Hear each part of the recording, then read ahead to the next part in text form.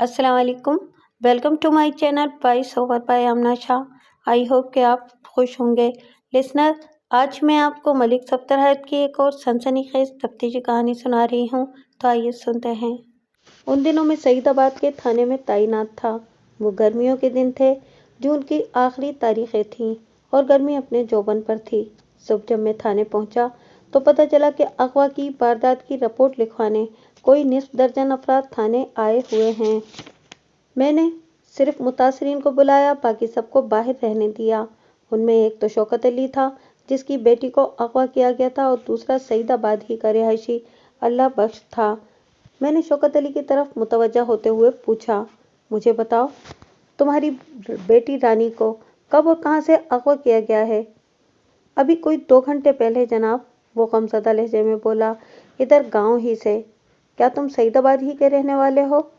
हम लोग पुराना सईदाबाद में रहते हैं, उसने जवाब दिया। एक बात की वजाहत करता चलूं कि असल सईदाबाद गांव मेन रोड से कोई 5 मील की दूरी पर था। वक्त गुजरने के साथ साथ सड़क से 1 मील के फासले पर एक और सईदाबाद वजूद में आ गया, तो उसका नाम नया सईदाबाद रख दिया गया, जबकि पहले वाला सईदाबाद पुराने सईदाबाद के नाम से पुकारा जाने लगा।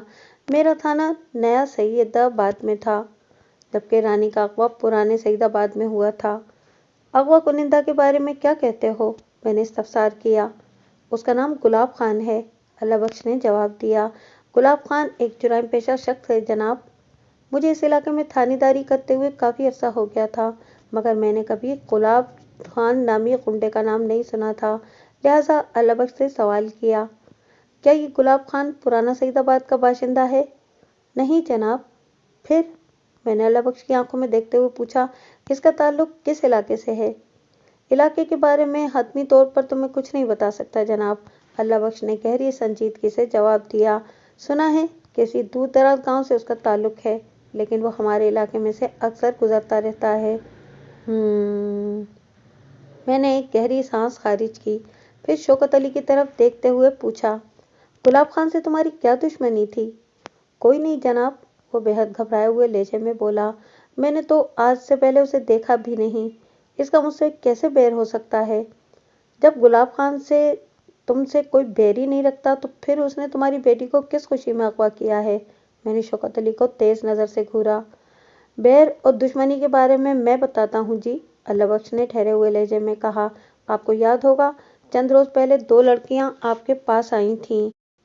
आपको याद होगा, चंद रोज पहले 2 लड़कियां आपके पास आई थीं। वो आपको मशकूक अफराद के बारे में बताना चाहती थीं, जिन्होंने खेतों के अंदर कुछ छुपाया था।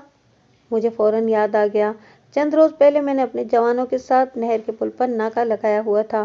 मुझे खबर मिली थी कि कुछ जुराइम पेशा अफराद इस रास्ते से गैर कानूनी माल इधर से उधर करने का इरादा रखते हैं। नहर का मज़कूरा पुल पुराने सईदाबाद से बहुत नज़दीक था। नाके के दौरान ही 2 लड़कियां मेरे पास आई थीं और उन्होंने बताया था कि खेतों के अंदर चंद मशकूक अफराद ने कुछ छुपाया है।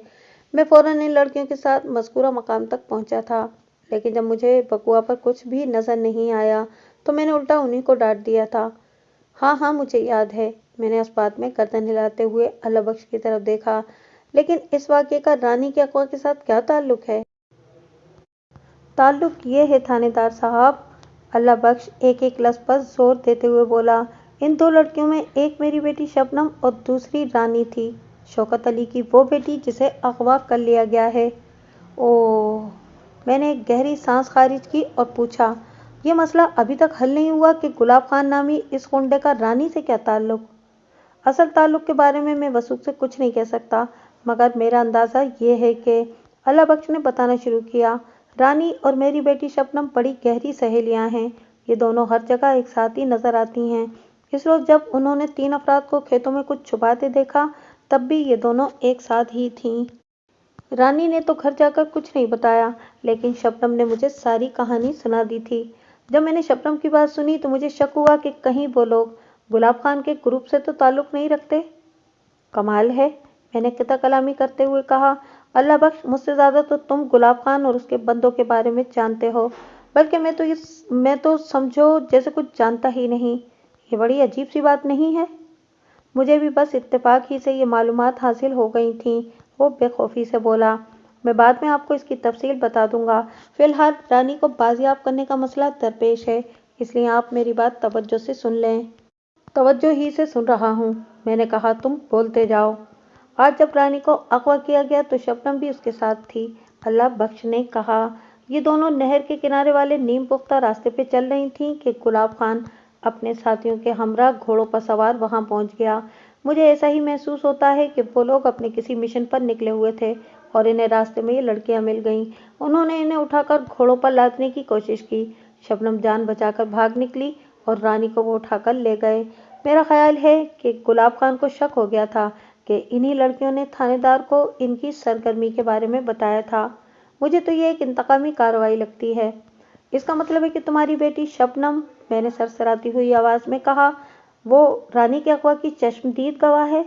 جی، یہی حقیقت ہے، اللہ بخش نے اثبات میں گردن ہلا دی۔ اللہ بخش، تمہارا تفصیلی انٹرویو تو میں بعد میں کروں گا، میں نے ایک ایک لفظ پر زور دیتے ہوئے کہا۔ مجھے پہلی فرصت میں تمہاری بیٹی شبنم سے ملنا ہوگا تاکہ رانی کی بازیابی کے لیے کوئی جامع لائحہ عمل تیار کیا جا سکے۔ شبنم اس وقت گھر میں ہے جناب۔ ٹھیک ہے، میں نے فیصلہ کن لہجے میں کہا، ہم سب پرانا سعید آباد جا رہے ہیں۔ وہ دونوں اٹھ کر کھڑے ہو گئے۔ پرانا سعید آباد، جیسا کہ میں نے آپ کو بتایا ہے، نیا سعید آباد کے شمال میں لگ بھگ 4 میل کے فاصلے پر واقع تھا۔ میں نے کانسٹیبل رفیق کو اپنے ساتھ لیا اور اللہ بخش اور شوکت علی کی معیت میں ایک ٹانگے پر سوار ہو کر پرانا سعید آباد کی جانب روانہ ہو گیا۔ تھوڑی ہی دیر کے بعد ہم اصل سعید آباد یعنی پرانا سعید آباد نامی گاؤں کے اندر تھے۔ اللہ بخش کی رہنمائی میں ہم اس مقام پر پہنچے جہاں سے گلاب خان نامی غنڈے نے رانی کو اغوا کیا تھا۔ شبنم نے گھر جا کر اللہ بخش کو رانی کے اغوا کی کہانی منوعاً سنا دی تھی۔ وہ جگہ کھیتوں کے کنارے ایک مقام پر تھی۔ یہ دراصل ایک کچی پگڈنڈی تھی جو کھیتوں کے کنارے کے ساتھ ساتھ چلتے ہوئے نہر کے اس پل کی طرف جاتی تھی جہاں چند روز پہلے میں نے ناکہ لگایا تھا۔ اللہ بخش نے گلاب خان نامی غنڈے کے بارے میں جتنے وثوق سے بات کی تھی، اس نے میرے ذہن میں ایک سنسنی سی جگا دی تھی۔ یہ شخص اگر گلاب خان کے بارے میں جانتا تھا تو پھر میرے لیے بہت کام کا ثابت ہو سکتا تھا۔ میں اللہ بخش کو ذہن میں رکھتے ہوئے جائے وقوع کے معائنے میں مصروف ہو گیا۔ کچھ زمین پر مختلف انسانوں کے قدموں کے نشانات نظر آ رہے تھے۔ چند جانوروں کے پاؤں بھی بڑے واضح بنے ہوئے تھے جن میں گھوڑوں کے سموں کو الگ شناخت کیا جا سکتا تھا۔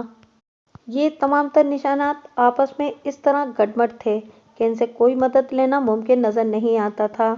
میں نے گھوم پھر کر اس کچی پگڈنڈی کا مختلف زاویوں سے جائزہ لیا، لیکن بادی النظر میں کھرے کھوج کا کوئی امکان دکھائی نہ دیا۔ پولیس کو وہاں مصروف کار دیکھ کر چند دیہاتی جمع ہو گئے تھے۔ میں نے ان سے بھی پوچھ گچھ کی مگر کوئی کام کی بات سامنے نہ آ سکی جس کی مدد سے میں رانی تک پہنچنے کی کوشش کرتا۔ میں نے نصف گھنٹے کے اندر موقع کی کارروائی کو نمٹایا اور اللہ بخش کے ہمراہ اس کے گھر پہنچ گیا۔ مغوی رانی کا باپ شوکت علی بھی وہیں چلا آیا تھا۔ موسم کی شدت کے پیش نظر اللہ بخش نے ہمارے لیے لسی پانی کا بندوبست کیا۔ میں نے کہا، اللہ بخش، میں پہلی فرصت میں تمہاری بیٹی شبنم سے ملنا چاہتا ہوں۔ آپ لسی وغیرہ پئیں، میں شبنم کو بلا کر لاتا ہوں۔ یہ کہتے ہوئے وہ اٹھ کر گھر کے اندرونی حصے میں چلا گیا۔ ہم اس وقت اللہ بخش کے گھر کے وسیع اور اس صحن میں ایک سایہ دار درخت کے نیچے بیٹھے ہوئے تھے۔ وہاں 2 چارپائیاں پہلے سے بچھی ہوئی تھیں۔ میرے لیے اللہ بخش نے ایک کرسی ڈال دی تھی۔ شوکت علی کی زبانی مجھے پتہ چلا کہ اس گھر میں اللہ بخش اور اس کی بیٹی کے سوا اور کوئی نہیں رہتا تھا۔ برسوں پہلے شبنم کی ماں زینت کا انتقال ہو گیا تھا۔ گاؤں دیہات کے گھروں میں عموماً کشادگی دیکھنے کو ملتی ہے۔ اللہ بخش کا گھر کچھ زیادہ ہی کشادہ تھا۔ صحن کے انواع و اقسام کے درخت سے سجا ہوا تھا۔ ایک دیوار کے ساتھ مال مویشی بھی بندھے ہوئے تھے۔ شوکت علی نے مجھے بتایا کہ اللہ بخش پہلے شہر میں رہتا تھا اور کافی عرصے پہلے گاؤں میں آ کر آباد ہو گیا تھا۔ تھوڑی دیر کے بعد اللہ بخش اپنی بیٹی کے ہمراہ میری طرف بڑھتا نظر آیا تو میں نے شوکت علی سے کہا، میں شبنم سے تنہائی میں بات کرنا چاہتا ہوں۔ وہ فوراً سے پیشتر میری بات کی تہہ میں پہنچ گیا۔ اگلے ہی لمحے وہ اٹھ کر کھڑا ہوا اور میری طرف دیکھتے ہوئے بولا، ٹھیک ہے تھانے دار صاحب، میں اپنے گھر چلتا ہوں، آپ ادھر سے فارغ ہونے کے بعد میری طرف آ جائیے گا۔ تمہارا گھر کس طرف ہے شوکت علی؟ میں نے پوچھا۔ اسی گلی میں ہے جی، شوکت علی کے بجائے اللہ بخش نے جواب دیا۔ پھر شوکت علی کی طرف دیکھتے ہوئے بولا، بیٹھو نا، تم کہاں جا رہے ہو؟ मैं ज़रा सायरा को जाकर तसल्ली दूं। शौकत अली ने भर्राई हुई आवाज़ में कहा। रानी की वजह से उसका बुरा हाल हो रहा है। सायरा रानी की माँ का नाम था। शबनम की तरह रानी भी अपने माँ बाप की अकलौती औलाद थी। मैंने शौकत अली की आंखों में देखते हुए कहा, शौकत अली, परेशान होने की ज़रूरत नहीं। मैं बहुत जल्द तुम्हारी बेटी को ढूंढ निकालूंगा और इधर से फारिग होने के बाद मैं सीधा तुम्हारी तरफ ही आ रहा हूँ। वो मुझे सलाम करके थके हुए कदमों के साथ रुखसत हो गया। शबनम और अल्लाह बख्श मेरे सामने चरपाई पर बैठ गए। मैंने पहली नज़र ही में शबनम को पहचान लिया। चंद रोज़ पहले वो अपनी सहेली मगवी रानी के साथ मुझसे मिलने के लिए आई थी। शबनम मुतनासिबुल कद, दुबली पतली और खूबसूरत लड़की थी। उम्र लगभग 22 साल रही होगी। इसके चेहरे पर सबसे नुमाया शे इसकी मोटी मोटी आंखें थीं। वो अपनी सहेली के अगवा पर खासी अफसरदा और चुप चुप सी नजर आती थी। बेटी, मैंने उसकी हिम्मत बंधाते हुए निहायती नरमी से कहा, अगर तुम मुझसे ताउन पर आमादा हो जाओ तो मैं जल्द से जल्द तुम्हारी सहेली का सुराग लगाने में कामयाब हो सकता हूँ। मैं? ताउन? उसने अपनी मोटी आंखों में उलझन भरकर मेरी तरफ देखा। हाँ, मुझे तुम्हारा ताउन चाहिए। मैंने सर को अस्पाती जुम्बिश दी। रानी को तुम्हारे सामने अगवा किया गया है। तुम ही मुझे बता सकती हो कि वो कौन लोग थे और रानी को किस तरफ ले गए हैं। वो कुल 3 अफराद थे, घोड़ों पर सवार। वो सहमी हुई नज़र से मेरी तरफ देखते हुए बोली, मैंने इन्हें पहले कभी नहीं देखा था, लेकिन इनकी बातों से मैंने अंदाज़ा लगाया है कि ये वही लोग थे जिन्हें चंद रोज़ पहले हमने खेतों में कुछ छुपाते हुए देखा था और आपको बताने नाके पर गई थीं। इनकी कौन सी बातों से तुम्हें अंदाज़ा हुआ कि ये वही लोग थे? मैंने गहरी संजीदगी से सवाल किया।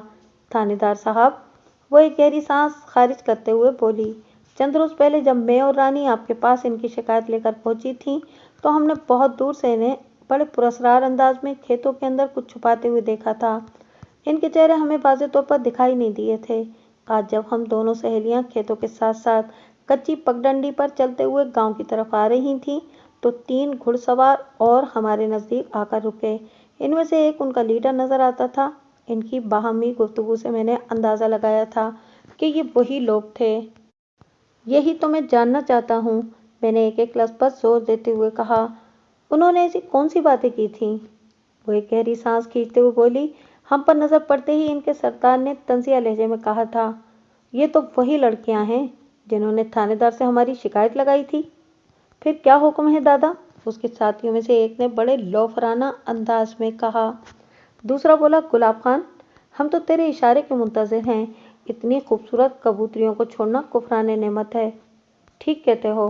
गुलाब खान नामी इस गुंडे ने हरीसाना नज़र से हमारी तरफ देखा और तहकमाना अंदाज में अपने साथियों से कहा, उठा लो इन दोनों को, डेरे पर जाकर इनको बताएंगे।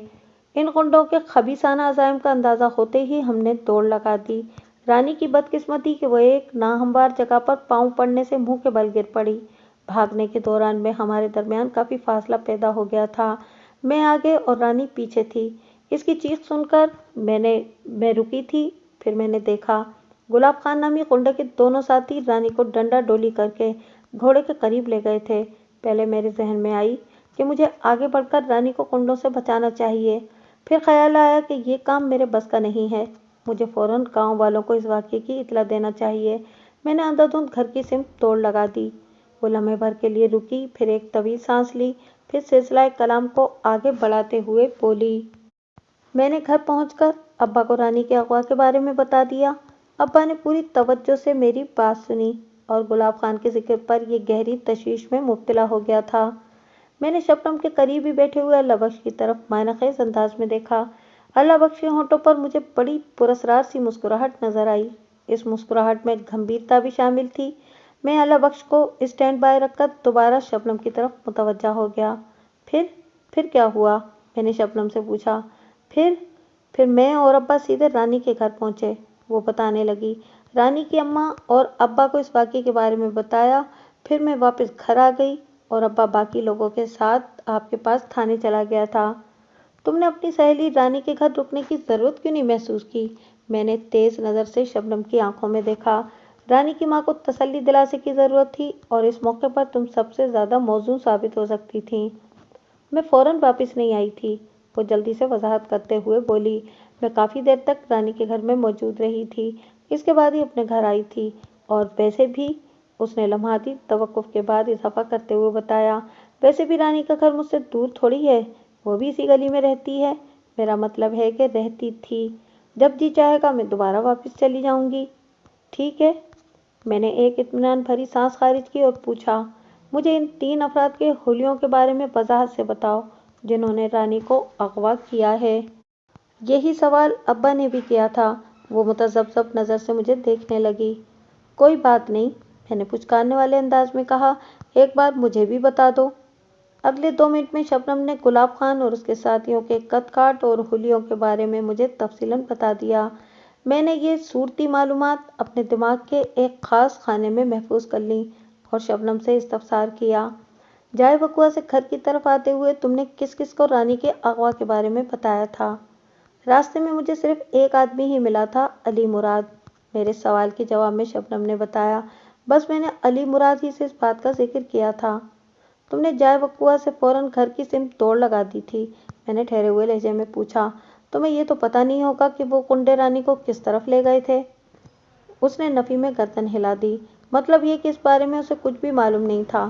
میں نے مزید 2-4 سوالات کے بعد اسے فارغ کر دیا اور اس کے باپ کی طرف دیکھتے ہوئے کہا، خدا بخش، میں اب شوکت علی کے گھر جاؤں گا۔ تم علی مراد کو ڈھونڈ کر میرے پاس لے آؤ، میں اس بندے سے بھی پوچھ گچھ کرنا چاہتا ہوں۔ ٹھیک ہے جی، چلیں، اللہ بخش نے کہا۔ ہم اللہ بخش کے گھر سے نکل کر شوکت علی کے گھر کی جانب چل گئے۔ اب تک کی ملاقات میں نے جو محسوس کیا تھا، اس کے مطابق اللہ بخش بہت ہی گہرا آدمی نظر آتا تھا۔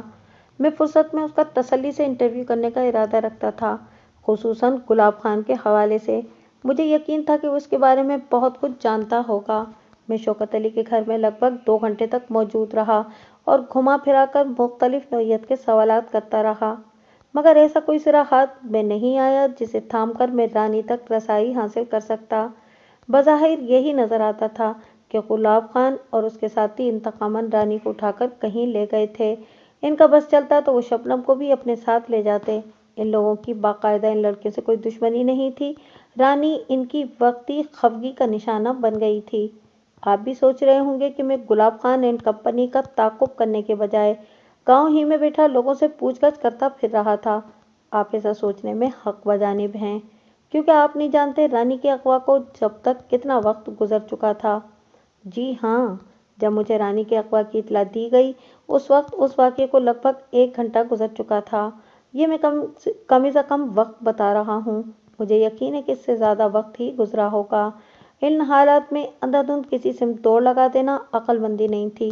گلاب خان اور اس کے ساتھی اس دوران میں رانی کو جائے وقوع سے کافی دور پہنچا چکے ہوں گے، لہٰذا مناسب سمت کا تعین کیے بنا منہ اٹھا کر کہیں بھی نکل کھڑے ہونا وقت برباد کرنے کے مترادف تھا، اور میں ایسا کرنا نہیں چاہتا تھا جب ہی رانی تک رسائی حاصل کرنے کے لیے کسی سر کی تلاش تھی۔ اس سلسلے میں علی مراد نے بڑی حد تک میری مدد کی۔ علی مراد وہ بندہ تھا جو شبنم کو جائے وقوع سے گھر کی جانب جاتے ہوئے راستے میں ملا تھا، اور شبنم نے اسے رانی کے اغوا کے بارے میں بتایا تھا۔ میری ہدایت پر اللہ بخش علی مراد کو پکڑ کر شوکت علی کے گھر لے آیا تھا۔ علی مراد کی عمر 25 اور 30 کے درمیان رہی ہوگی۔ وہ واجبی سی صحت کا مالک ایک عام سا آدمی تھا۔ رسمی سوالات کے بعد میں نے اس سے پوچھا، علی مراد، کیا تم نے ان گھڑ سواروں کو جاتے ہوئے اپنی آنکھوں سے دیکھا تھا؟ جی ہاں، وہ اس بات میں گردن ہلاتے ہوئے بولا۔ جب شبنم نے مجھے بتایا کہ رانی کو چند گنڈوں نے اغوا کر لیا ہے تو اس نے ایک جانب اشارہ بھی کیا تھا۔ جب میں نے اس طرف دیکھا تو مجھے اڑتی ہوئی دھول کے اندر دوڑتے ہوئے گھوڑے نظر آئے تھے۔ تم نے اغوا کنندگان کا تعاقب کرنے کی کوشش نہیں کی؟ جناب، یہ ممکن نہیں تھا، وہ بے بسی سے بولا۔ وہ لوگ اتنی دور نکل گئے تھے کہ میں طوفان کی رفتار سے بھاگ کر بھی انہیں پکڑ نہیں سکتا تھا، اس لیے میں نے ان کے پیچھے جانے کا خیال دل سے نکال دیا تھا۔ وہ رانی کو اٹھا کر کس طرف لے گئے تھے؟ میں نے ایک اہم سوال کیا۔ پلیا سے ادھر، مغرب کی جانب، علی مراد نے بتایا۔ پلیا سے مغرب کی جانب کا مطلب تھا کہ نہر سے قائمہ زاویے پر مذکورہ نہر شمالاً جنوباً بہتی تھی، اور علی مراد اسی پلیا کا ذکر کر رہا تھا جہاں چند روز پہلے میں نے ناکہ لگایا تھا۔ پلیا سے مغربی جانب سرسبز و شاداب کھیتوں کا ایک طویل و عریض سلسلہ پھیلا ہوا تھا۔ انہی کھیتوں کے بیچوں بیچ ایک کچا راستہ بنا ہوا تھا رانی کو اغوا کرنے والے گھڑ سواروں نے فرار ہونے کے لیے وہی راستہ اختیار کیا تھا۔ میری معلومات کے مطابق اس راستے پر کوئی 8، 9 یا 10 میل آگے چاند نگر نامی ایک گاؤں پڑتا تھا۔ اگر اغوا کنندگان شرافت کا مظاہرہ کرتے ہوئے خط مستقیم میں گھوڑے دوڑاتے رہتے تو سیدھے چاند نگر پہنچ جاتے۔ گویا عارضی طور پر ہی صحیح، اغوا کنندگان کی سمت کا تعین ہو گیا تھا۔ علی مراد کے پاس میرے لیے اور کچھ بھی نہیں تھا۔ میں نے 2-4 سوالات کے بعد اسے جانے کی اجازت دے دی۔ پھر میں نے شوکت علی کو اس کی بیٹی کی سلامتی اور باحفاظت واپسی کا یقین دلایا اور اللہ بخش کو اپنے ساتھ لے کر رانی کے گھر سے باہر نکل آیا۔ باہر آ کر میں نے اللہ بخش سے کہا، تم ابھی میرے ساتھ تھانے چلو گے؟ تھانے؟ اس نے سوالیہ نظر سے مجھے دیکھا۔ وہ کیوں جی؟ تم سے مجھے بہت ضروری کام ہے اللہ بخش۔ مگر اس کے استفسار میں گھبراہٹ بھی شامل ہو گئی۔ ڈرو نہیں اللہ بخش، میں نے اس کا ذہن صاف کرنے کی غرض سے کہا، میں تمہیں کسی جرم کے سلسلے میں تھانے نہیں لے جا رہا، بلکہ مجھے تم سے ایک نہایت ہی ضروری بات کرنی ہے۔ اس کے چہرے پر اطمینان جھلکنے لگا، دھوپ نگلتے ہوئے بولا، میں ذرا شبنم کو بتاؤں جی؟ ہاں ہاں کیوں نہیں، میں نے کہا، یہ تو بہت ضروری ہے۔ اس نے ممنونیت بھری نظر سے مجھے دیکھا اور اپنے گھر کی جانب بڑھ گیا۔ تھوڑی دیر کے بعد میں اللہ بخش کانسٹیبل رفیق ٹانگے پر سوار ہو کر تھانے کی طرف جا رہے تھے۔ میں اللہ بخش کے ساتھ ٹانگے کی عقبی نشست پر بیٹھا ہوا تھا، جبکہ کانسٹیبل رفیق اور کوچوان اللہ رکھا اگلی نشست پر موجود تھے۔ اس دوران میں اللہ بخش سے بات چیت بھی جاری رکھے ہوئے تھا۔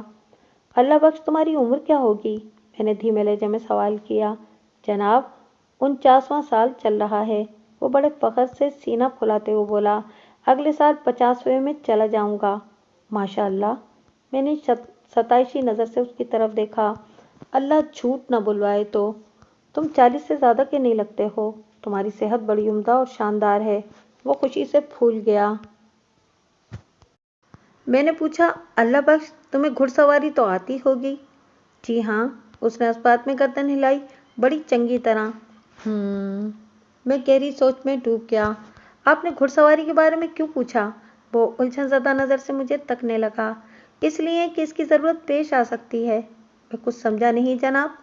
میں نے رانی کی تلاش کے سلسلے میں تمہیں اپنے ساتھ رکھنے کا فیصلہ کیا ہے، میں نے گہری سنجیدگی سے کہا۔ یہ تلاش چونکہ گھوڑوں پر سوار کرتے ہوئے جاری رکھی جائے گی، اس لیے تمہارا گھڑ سوار ہونا ضروری ہے۔ اوہ، وہ ایک بوجھل سانس خارج کر کے رہ گیا۔ تم کس سوچ میں پڑ گئے؟ میں نے اللہ بخش کو بغور دیکھتے ہوئے پوچھا۔ کوئی سوچ نہیں جناب، وہ وضاحت کرتے ہوئے بولا، بس یہ سن کر بڑا عجیب سا لگا تھا کہ میں کسی مشن میں پولیس کی مدد کروں گا۔ میں نے مذاق نہیں کیا، بلکہ یہ ایک ٹھوس حقیقت ہے کہ میں رانی کی تلاش کے دوران میں تمہیں اپنے ساتھ رکھوں گا، میں نے ٹھوس لہجے میں کہا، لیکن پہلے تم اس راز سے پردہ اٹھاؤ گے کہ گلاب خان نامی اس گنڈے کو تم کیسے جانتے ہو؟ اس کے ساتھ ہی میں نے کنکھیوں سے اگلی نشست پر موجود کانسٹیبل رفیق اور کوچوان اللہ رکھا کی طرف دیکھا۔ ان دونوں کو میں نے ایک دوسرے سے باتوں میں مگن پایا تو میں اللہ بخش کے ساتھ اطمینان سے بات کر سکتا تھا۔ میں نے کہا، شروع ہو جاؤ، اور وہ شروع ہو گیا۔ اللہ بخش نے مجھے اپنے بارے میں جو کچھ بھی بتایا، میں اس کا خلاصہ اس کی زبانی آپ کی خدمت میں پیش کرتا ہوں، تاکہ آپ بھی اللہ بخش کے پس منظر سے اچھی طرح آگاہ ہو جائیں۔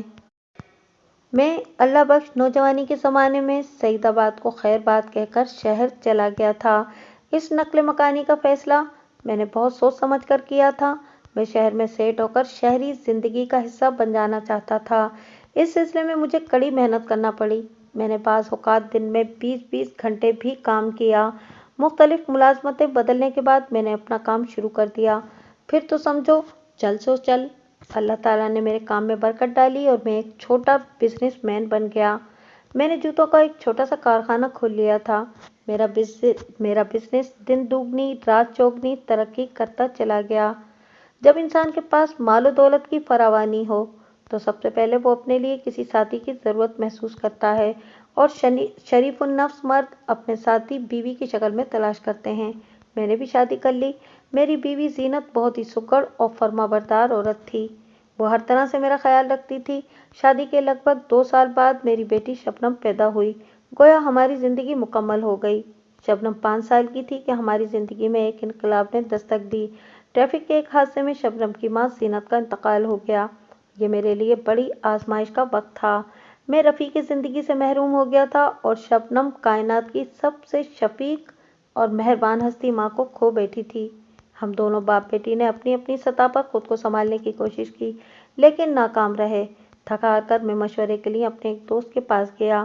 امیر علی، میں نے واپس گاؤں جانے کا فیصلہ کر لیا ہے، میں نے اپنے دوست سے کہا۔ پھر؟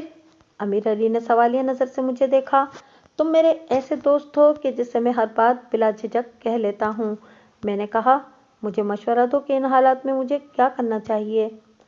جو شخص کسی فیصلے پر پہنچ چکا ہو اسے مشورہ نہیں دیا جاتا، امیر علی نے گہری سنجیدگی سے کہا۔ بس اتنا کہوں گا کہ تمہارا کاروبار شہر میں سیٹ ہے تو تمہیں ادھر ہی رہنا چاہیے۔ گاؤں جا کر کیا کرو گے؟ یار، بات دراصل یہ ہے کہ زینت کی جدائی کے بعد میں خود کو اندر سے بڑا خالی محسوس کرنے لگا ہوں۔ میں جذباتی ہو گیا۔ میرے اندر سے مسلسل ایک آواز ابھر رہی ہے کہ اس خلا کو پر کرنے کے لیے مجھے اپنے ماضی کی جانب سفر کرنا چاہیے۔ اسی لیے میں نے لمحاتی توقف کر کے گہری سانس لی اور پھر اضافہ کرتے ہوئے کہا، اسی لیے میں نے باقی کی زندگی گاؤں میں جا کر گزارنے کا فیصلہ کیا ہے۔ میں نے شہر میں رہتے ہوئے اتنا کما لیا ہے کہ اپنے آبائی گاؤں میں اچھی خاصی زمین خرید کر بڑی مطمئن زندگی شروع کر سکتا ہوں۔ پھر 2 افراد کا آخر خرچہ ہی کتنا ہوتا ہے؟ امیر علی نے گہری سنجیدگی سے کہا، بتاؤ میں تمہارے لیے کیا کر سکتا ہوں؟ یہ کی ہے نا تم نے کام کی بات؟ میں یہ چاہتا ہوں کہ میں نے بتانا شروع کیا، تم میرا چلتا ہوا بزنس خرید لو تاکہ مجھے جانے میں آسانی ہو۔ میں دوسروں کی نسبت کم پیسوں میں اپنا سارا کاروبار تمہارے حوالے کر دوں گا۔ یہ بات میں گارنٹی کے ساتھ کہہ سکتا ہوں کہ اس سودے میں تمہیں گھاٹا نہیں ہوگا۔ امیر علی بھی ایک کاروباری شخص تھا۔ اس کا گارمنٹس کا بزنس تھا۔ اس نے پوری توجہ سے میری بات سنی اور ٹھہرے ہوئے لہجے میں بولا، اگر تم نے شہر چھوڑ کر گاؤں جانے کا اٹل فیصلہ کر ہی لیا ہے تو میں تمہیں روکوں گا نہیں۔ اور یہ تم نے دوسروں سے کم پیسے لینے کی کیا بات کی ہے؟ تمہارے بزنس کی جو بھی مارکیٹ ویلیو ہوگی میں تمہیں وہی دوں گا۔ وہ لمحے بھر کے لیے تھما اور پھر اضافہ کرتے ہوئے بولا، گھر کے بارے میں تم نے کیا سوچا ہے؟ ظاہر ہے وہ بھی بیچنا ہے۔ ٹھیک ہے، تم اپنا کاروبار اور گھر میرے ہاتھ فروخت کر دو۔ امیر علی نے گہری سنجیدگی سے کہا، ہم کل ہی تمہارے مکان اور کارخانے کی مارکیٹ ویلیو معلوم کر لیتے ہیں۔ اس طرح میں برسوں پہلے شبنم کو لے کر شہر سے گاؤں آ گیا تھا۔ میں نے یہاں آ کر ایک مناسب سا گھر اور کچھ زمین خرید لی اور راضی خوشی زندگی بسر کرنے لگا۔ اب میں اپنے کو گلاب خان وغیرہ کے بارے میں بتاتا ہوں۔ چند لمحات کا توقف کر کے اس نے 2-3 گہری گہری سانسیں لیں، پھر سلسلہ کلام کو جاری رکھتے ہوئے بولا، میں نے گاؤں میں مستقل رہائش تو اختیار کر لی تھی، لیکن کبھی کبھار شہر کا چکر بھی لگ جاتا ہے۔ یہ پچھلے سال کی بات ہے، میں امیر علی سے ملنے شہر گیا ہوا تھا۔ وہاں کے ایک اخبار میں نے گلاب خان نامی ایک گنڈے کے بارے میں پڑھا۔ ان دنوں گلاب خان خبروں میں تھا۔ آئے روز اخبارات میں اس کی تصویریں بھی چھپتی رہتی تھیں۔ گلاب خان اسلحے اور منشیات کی اسمگلنگ میں ملوث تھا۔ یہ بھی سننے میں آیا تھا کہ گلاب خان ایک بین الاقوامی اسمگلر کے لیے کام کرتا ہے۔ گلاب خان کا حلیہ اور صورت میری ذہن میں نقش ہو کر رہ گئی تھی۔ 1 ماہ پہلے میں نے گلاب خان کو اپنے گاؤں کے قریب سے گزرتے دیکھا تو چونک اٹھا۔ اتنا بتا کر اللہ بخش خاموش ہوا تو میں نے پوچھا، پھر کیا ہوا؟ چند روز پہلے جب شبنم نے مجھے آ کر بتایا کہ اس نے اور رانی نے چند مشکوک افراد کو کھیتوں میں کچھ چھپاتے دیکھا ہے اور وہ اس واقعے کی شکایت لے کر آپ کے پاس بھی گئی تھیں، تو میں نے شبنم سے کہا کہ ان جرائم پیشہ افراد کے حلیوں کے بارے میں بتاؤ۔ اس نے جو حلیے بیان کیے ان میں ایک ہو بہو گلاب خان تھا۔ میں 1 ماہ پہلے گلاب خان کو اپنے علاقے میں بھی دیکھ چکا تھا، لہٰذا میرا دھیان فوراً ہی اس کی طرف چلا گیا اور آج وہی گلاب خان رانی کو اٹھا کر لے گیا ہے۔ یہ ہے کل کہانی جناب۔ میں گہری سوچ میں ڈوب گیا۔ تو اس کا مطلب ہے کہ مجھے جن جرائم پیشہ افراد کی تلاش ہے وہ گلاب خان اور اس کے ساتھی بھی ہو سکتے ہیں۔ تم کیا بتا رہے ہو کہ گلاب خان اسلحے اور منشیات کی اسمگلنگ میں ملوث ہے؟ جی تھانے دار صاحب، اس نے اس بات میں گردن ہلائی، وہ پچھلے 1 ماہ کے اندر اس علاقے میں 3-4 مرتبہ دیکھا گیا ہے۔ اس سے ظاہر ہوتا ہے کہ اس نے کہیں آس پاس ہی اپنا ٹھکانہ بنا رکھا ہے۔ اگر آپ سرگرمی سے اسے تلاش کریں تو رانی کا سراغ لگایا جا سکتا ہے۔ میں تو اسے ایسی سرگرمی سے تلاش کروں گا کہ تم دیکھتے رہ جاؤ گے، میں نے ٹھہرے ہوئے لہجے میں کہا۔ اس کا ٹھکانہ جہاں کہیں بھی ہے وہ مجھ سے بچ کر نہیں جائے گا۔ جیسا کہ میں نے پچھلے صفحات میں ذکر کیا ہے کہ چند روز پہلے میں نے سعید آباد والی نہر کے پل پر ناکہ لگایا تھا۔ مجھے اوپر سے ہدایت موصول ہوئی تھی کہ میرے علاقے کے راستے غیر قانونی اسلحے کی نقل و حمل ہونے والی ہے۔ میں نے اسی سلسلے میں ناکہ لگایا تھا، لیکن کچھ بھی ہاتھ نہیں آیا تھا۔ اب اللہ بخش نے جو تفصیل بیان کی تھی، اس کی روشنی میں بہت ساری باتیں واضح ہو گئی تھیں۔ اس امر کی تصدیق شبنم اور رانی کی رپورٹ میں بھی ہوئی تھی۔ ناکے والے دن انہوں نے 3 افراد کو کھیتوں کے اندر کچھ چھپاتے ہوئے دیکھا تھا۔ بعد میں اللہ بخش کی تصدیق سے پتہ چلا کہ ان کا لیڈر گلاب خان تھا۔ اس سے ظاہر ہوتا تھا کہ اس روز گلاب خان اپنے ساتھیوں کے ہمراہ سعید آباد کے راستے کچھ غیر قانونی نوعیت کی سرگرمی کرنا چاہتا تھا، اور نہر کے پل پر لگے ناکے نے اسے محتاط کر دیا تھا، لہٰذا اس نے مال کھیتوں میں چھپا دیا، اور جب تک میں شبنم اور رانی کے ساتھ جائے وقوع پر پہنچتا، وہ اپنے جرائم کے ثبوت کو نکال لے گیا۔ اور اس کی دیدہ دلیری اس بات سے ظاہر ہوتی تھی کہ آج بھی وہ ادھر سے گزرا تھا اور رانی کو اٹھا لے گیا تھا، گویا اس نے سعید آباد کو اپنی گزرگاہ بنا لیا تھا۔ مجھے پہلی فرصت میں گلاب خان تک پہنچنا تھا۔ جون کا مہینہ اپنے جوبن پر تھا، سورج پوری آب و تاب کے ساتھ آسمان پر چمک رہا تھا، اور اسی آسمان کے نیچے میں اللہ بخش گھوڑوں پر سوار ہو کر سعید آباد کی مغربی سمت میں محو سفر تھے۔ علی مراد نامی شخص کی زبانی پتہ چلا تھا کہ گلاب خان اور اس کے ساتھی غنڈے رانی کو اٹھا کر اسی سمت میں لے گئے تھے۔ میں اللہ بخش کو پہلے اپنے ساتھ تھانے لے آیا تھا، اور ضروری تیاری کے بعد ہی ہم رانی کی تلاش میں روانہ ہوئے تھے۔ اللہ بخش چاقو چوبند اور بیدار مغز شخص تھا، اسی لیے میں نے اسے اپنے ساتھ رکھنے کا فیصلہ کیا۔ پرانا سعید آباد والے نہر کے پل سے مغرب کی جانب 8-9 میل کے فاصلے پر چاند نگر نامی ایک گاؤں واقع تھا۔ اگر ہم ناک کی سیدھ میں سفر کرتے رہتے تو کھیتوں کے بیچ بنا یہ کچا راستہ ہمیں چاند نگر تک لے جاتا۔ اس دوران سفر میں ہم آپس میں باتیں بھی کرتے جا رہے تھے۔ میں نے اپنے اطمینان کے لیے پوچھ لیا، اللہ بخش، اگر گلاب خان اچانک تمہارے سامنے آ جائے تو کیا تم اسے پہچان لو گے؟ تھانے دار صاحب، یہ بھی بھلا کوئی پوچھنے کی بات ہے؟ وہ پروسوخ انداز میں بولا۔ میں یقین کے ساتھ کہہ رہا ہوں کہ اسے دیکھتے ہی پہچان لوں گا۔ قانون پوری طرح تمہارے ساتھ ہے اللہ بخش، میں نے ٹھہرے ہوئے لہجے میں کہا۔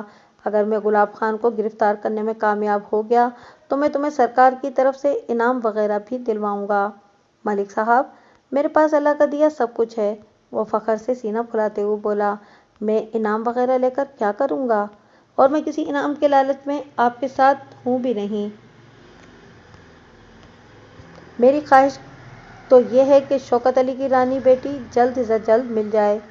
یہ میری بھی خواہش ہے اللہ بخش، میں نے پرسوچ انداز میں کہا، اسی لیے تو میں تمہیں اپنے ساتھ رکھ کر اس قیامت خیز گرمی میں دوڑ دھوپ کر رہا ہوں۔ جناب، ایک بات میری سمجھ میں نہیں آئی، اللہ بخش نے الجھن زدہ انداز میں کہا۔ کون سی بات اللہ بخش؟ میں نے حیرت سے اس کی طرف دیکھا۔ ہم لوگ رانی کی تلاش میں نکلے ہیں، اور آپ رانی کو چھوڑ کر زیادہ ذکر گلاب خان کا کر رہے ہیں، وہ وضاحت کرتے ہوئے بولا۔ اس کی کوئی خاص وجہ ہے؟ ہاں، خاص وجہ ہے، میں نے اس بات میں جواب دیا۔ اس نے پوچھا کہ کیا میں وہ وجہ جان سکتا ہوں؟ ہاں ضرور، میں نے ایک مرتبہ پھر اس بات میں گردن ہلا دی۔ آئندہ 5 منٹ میں نے اللہ بخش کو اپنے اس مشن کے بارے میں تفصیلاً بتا دیا، جس کی وجہ سے میں نے پچھلے دنوں نہر کے پل پر ناکہ لگایا تھا۔ اس نے پوری توجہ سے میری بات سنی اور آخر میں کہا، میں پورے وثوق کے ساتھ کہہ سکتا ہوں کہ آپ کو جس جرائم پیشہ شخص کی تلاش ہے وہ گلاب خان کے سوا اور کوئی ہو ہی نہیں سکتا۔ شام سے تھوڑی دیر پہلے ہم موضع چاند نگر پہنچ گئے۔ میں نے چاند نگر کے سب سے بااثر شخص چودھری منصور چاند کی حویلی کا رخ کیا۔ تھوڑی دیر کے بعد ہم اس کے سامنے بیٹھے ہوئے تھے۔ چودھری منصور چاند 60 کے پیٹے میں دکھائی دیتا تھا۔ اس نے بڑے اتفاق سے ہمارا استقبال کیا۔ ہم چلچلاتی ہوئی دھوپ میں سفر طے کر کے وہاں پہنچے تھے۔ ٹھنڈی ٹھار لسی سے ہماری آؤبھگت کی گئی، پھر چودھری منصور نے ہماری آمد کی غرض و غایت دریافت کی۔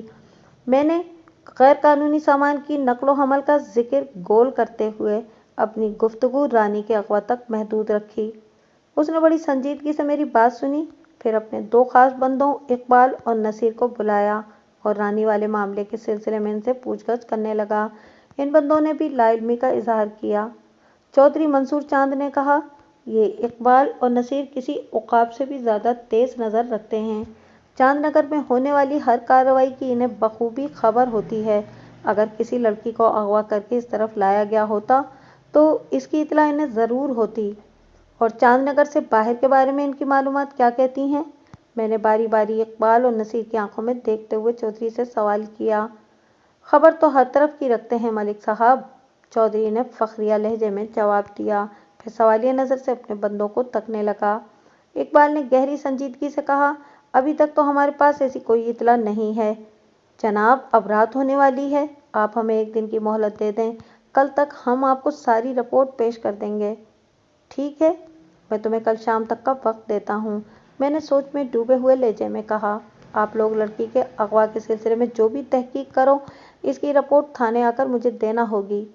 بالکل دیں گے جی، آپ بے فکر ہو جائیں، اقبال نے سینے پر ہاتھ رکھ کر کہا۔ میں نے اضافہ کیا، لڑکی کے اغوا کے علاوہ بھی ایک معاملے کے سلسلے میں مجھے معلومات چاہیے، ذرا اس کا بھی خیال رکھنا۔ کون سا معاملہ جی؟ نصیر نے چونک کر پوچھا۔ چودھری بولا، ملک صاحب، کیا کوئی اور بھی مسئلہ ہے؟ جی چودھری صاحب، میں نے ٹھوس لہجے میں کہا، مجھے پتہ چلا ہے کہ چند جرائم پیشہ لوگ اس راستے سے غیر قانونی سامان لے کر سعید آباد کے راستے کہیں آگے پہنچاتے ہیں اور ان کے سرغنہ کا نام گلاب خان ہے۔ کس قسم کا غیر قانونی سامان؟ چودھری کے استفسار میں تشویش تھی۔ اسلحہ اور منشیات وغیرہ، میں نے بتایا۔ اوہ! چودھری گہری سانس لے کر رہ گیا۔ جہاں تک میرا ذہن کام کرتا ہے، ہمارے گاؤں کے آس پاس سے تو اس قسم کا کوئی غیر قانونی کام نہیں ہو رہا جی، اس بات کی تو میں آپ کو گارنٹی دیتا ہوں۔ اقبال اور نصیر بھی بیک زبان ہو کر بولے، نہیں جناب، ایسا کوئی کام ہمارے روٹ پر نہیں ہو رہا، ویسے ہم اس بارے میں معلومات اکٹھی کر کے آپ تک پہنچائیں گے۔ شاباش! میں نے سراہنے والی نظر سے باری باری ان دونوں کی طرف دیکھا، اور اس معاملے کو نہایت ہی خفیہ رکھنے کی ضرورت ہے، کسی کو کانوں کان خبر نہیں ہونا چاہیے، یہ میں نے انہیں بتایا۔ آپ بالکل بے فکر ہو جائیں تھانے دار صاحب، اقبال نے معنی خیز انداز میں کہا، ہم ہاتھ پاؤں بچا کر یہ کام کریں گے۔ چودھری گہری سوچ میں ڈوبا ہوا تھا، میری طرف دیکھتے ہوئے بولا، ملک صاحب، چاند نگر سے آگے 10 میل کے فاصلے پر جمال پور واقع ہے اور سعید آباد سے آگے 6 میل کے فاصلے پر نور محل نامی گاؤں ہے۔ اگر آپ کی بات کو میں درست مان لوں تو اس کا مطلب یہ ہوگا کہ گلاب خان کا گروہ جمال پور سے نور محل کی طرف سفر کرتا ہے اور راستے میں ہمارا گاؤں چاند نگر اور سعید آباد آتے ہیں۔ میں غلط تو نہیں کہہ رہا؟ نہیں چودھری صاحب، آپ بالکل ٹھیک کہہ رہے ہیں، میں نے سر کو اثباتی جنبش دی، میرا بھی یہی خیال ہے، جلد سے جلد اس معاملے کی تحقیقات کھل کر سامنے آنا چاہیے۔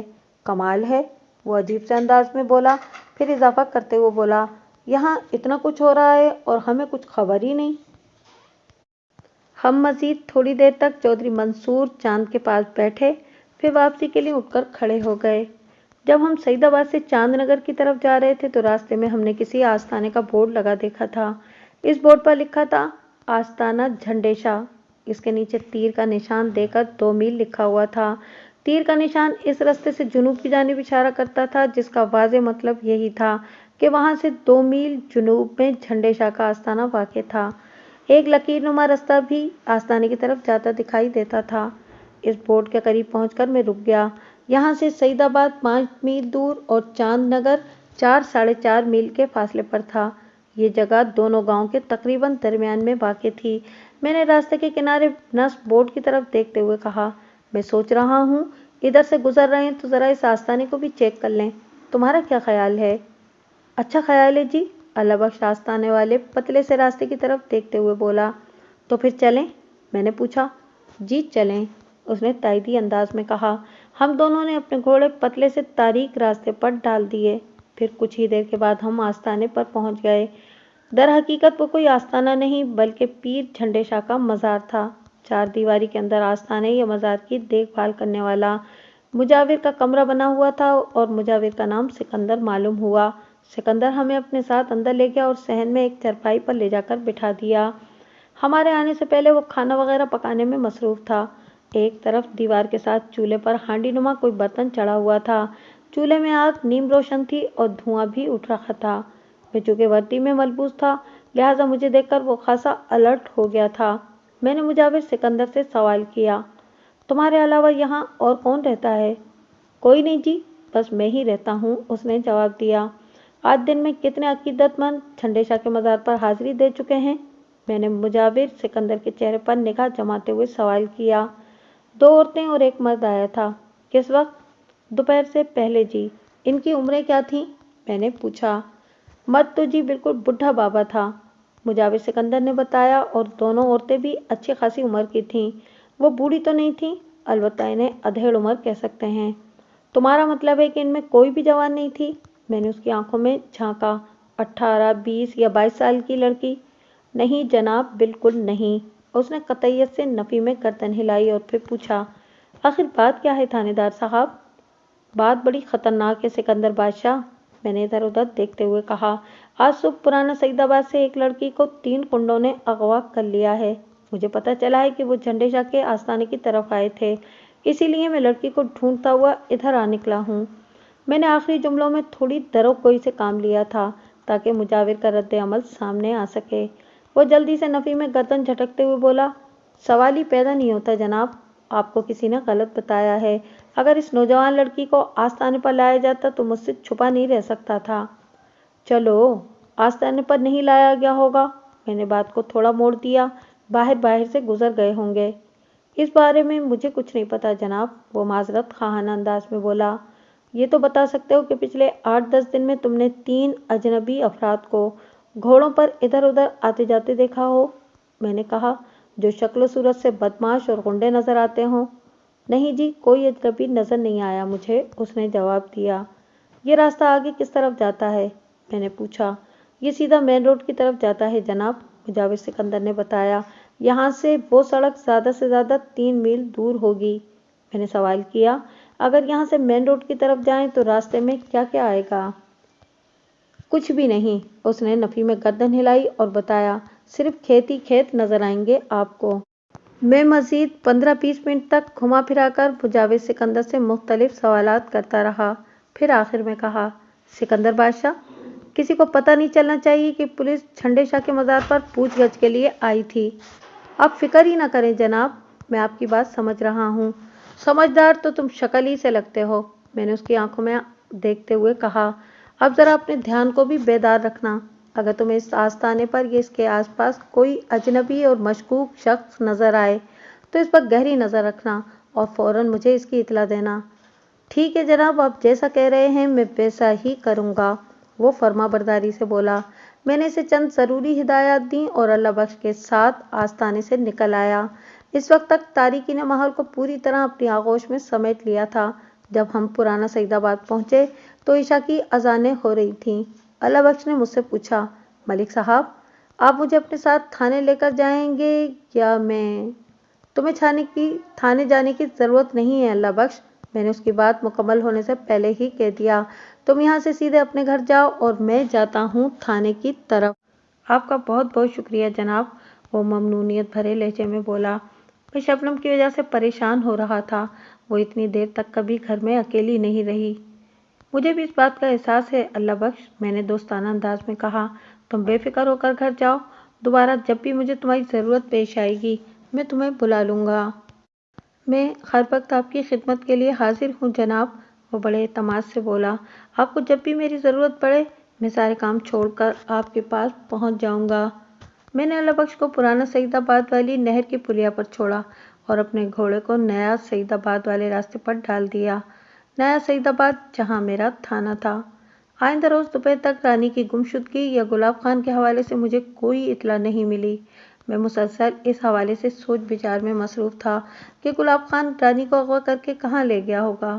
فوری طور پر میرے ذہن میں یہی آیا کہ مجھے سادہ لباس پولیس اہلکاروں کی 2-3 ٹیمیں ترتیب دے کر گرد و نواح کے علاقوں میں پھیلا دینی چاہیے تاکہ گلاب خان اور اس کے ساتھیوں کے سلسلے میں کوئی سراغ لگایا جا سکے۔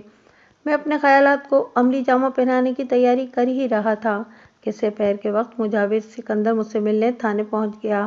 گزشتہ رات جھنڈے شاہ کے آستانے پر میں سکندر کو مختلف نوعیت کی ہدایات دے آیا تھا، اس وقت اس کی آمد خالیہ ذلت نہیں ہو سکتی تھی۔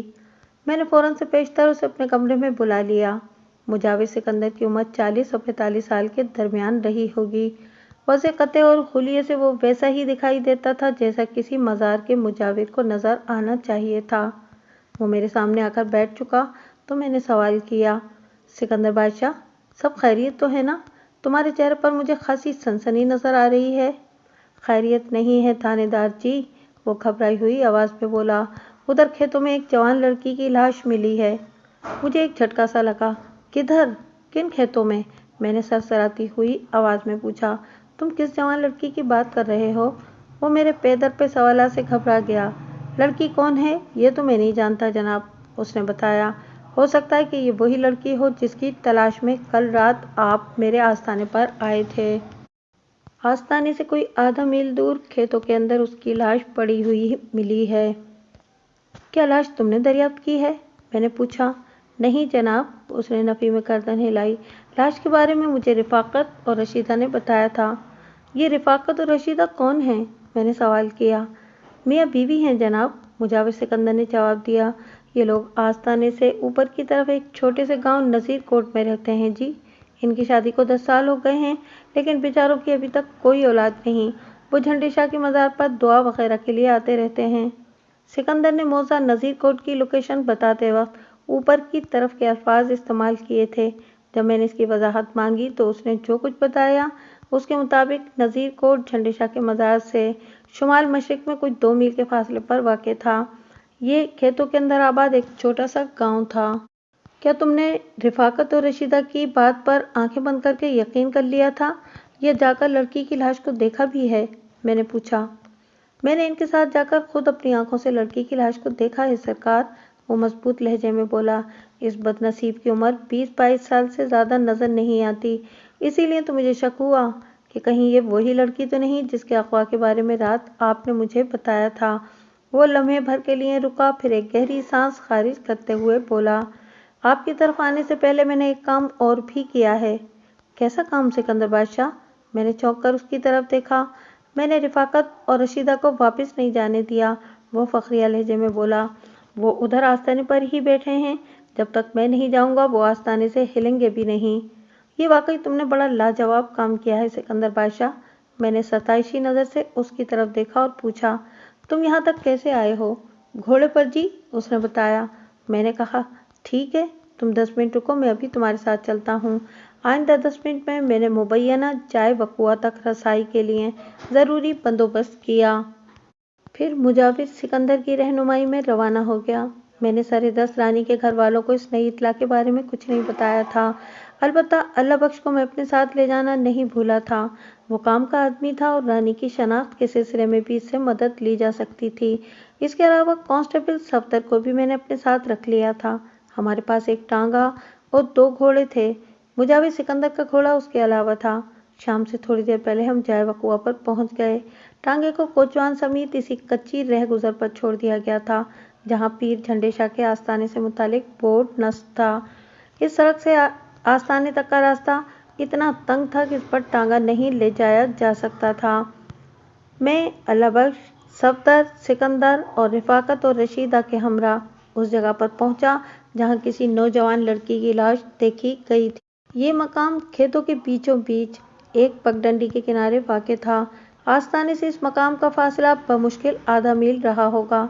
मज़कूरा लड़की की लाश पर निगाह पड़ते ही अल्लाह बख्श चिल्ला उठा, ये तो रानी है, शौकत अली की बेटी रानी। मैं लाश के मुआयने में मसरूफ़ हो गया। पहली ही नज़र में मुझे अंदाज़ा हो गया कि रानी अब इस दुनिया में बाकी नहीं रही थी, और मुझे ये समझने में भी देर न लगी कि इसे मौत की आगोश में पनाह हासिल किए काफ़ी वक्त गुजर गया था, कम से कम 15-20 घंटे। मैंने उलट पुलट कर रानी की लाश का तफसीली मुआयना किया तो पता चला कि इसकी मौत सर में लगने वाली खतरनाक चोट के सबब वाक़ हुई होगी। सर के अकबी हिस्से में इसकी खोपड़ी एक मकाम से चटक गई थी।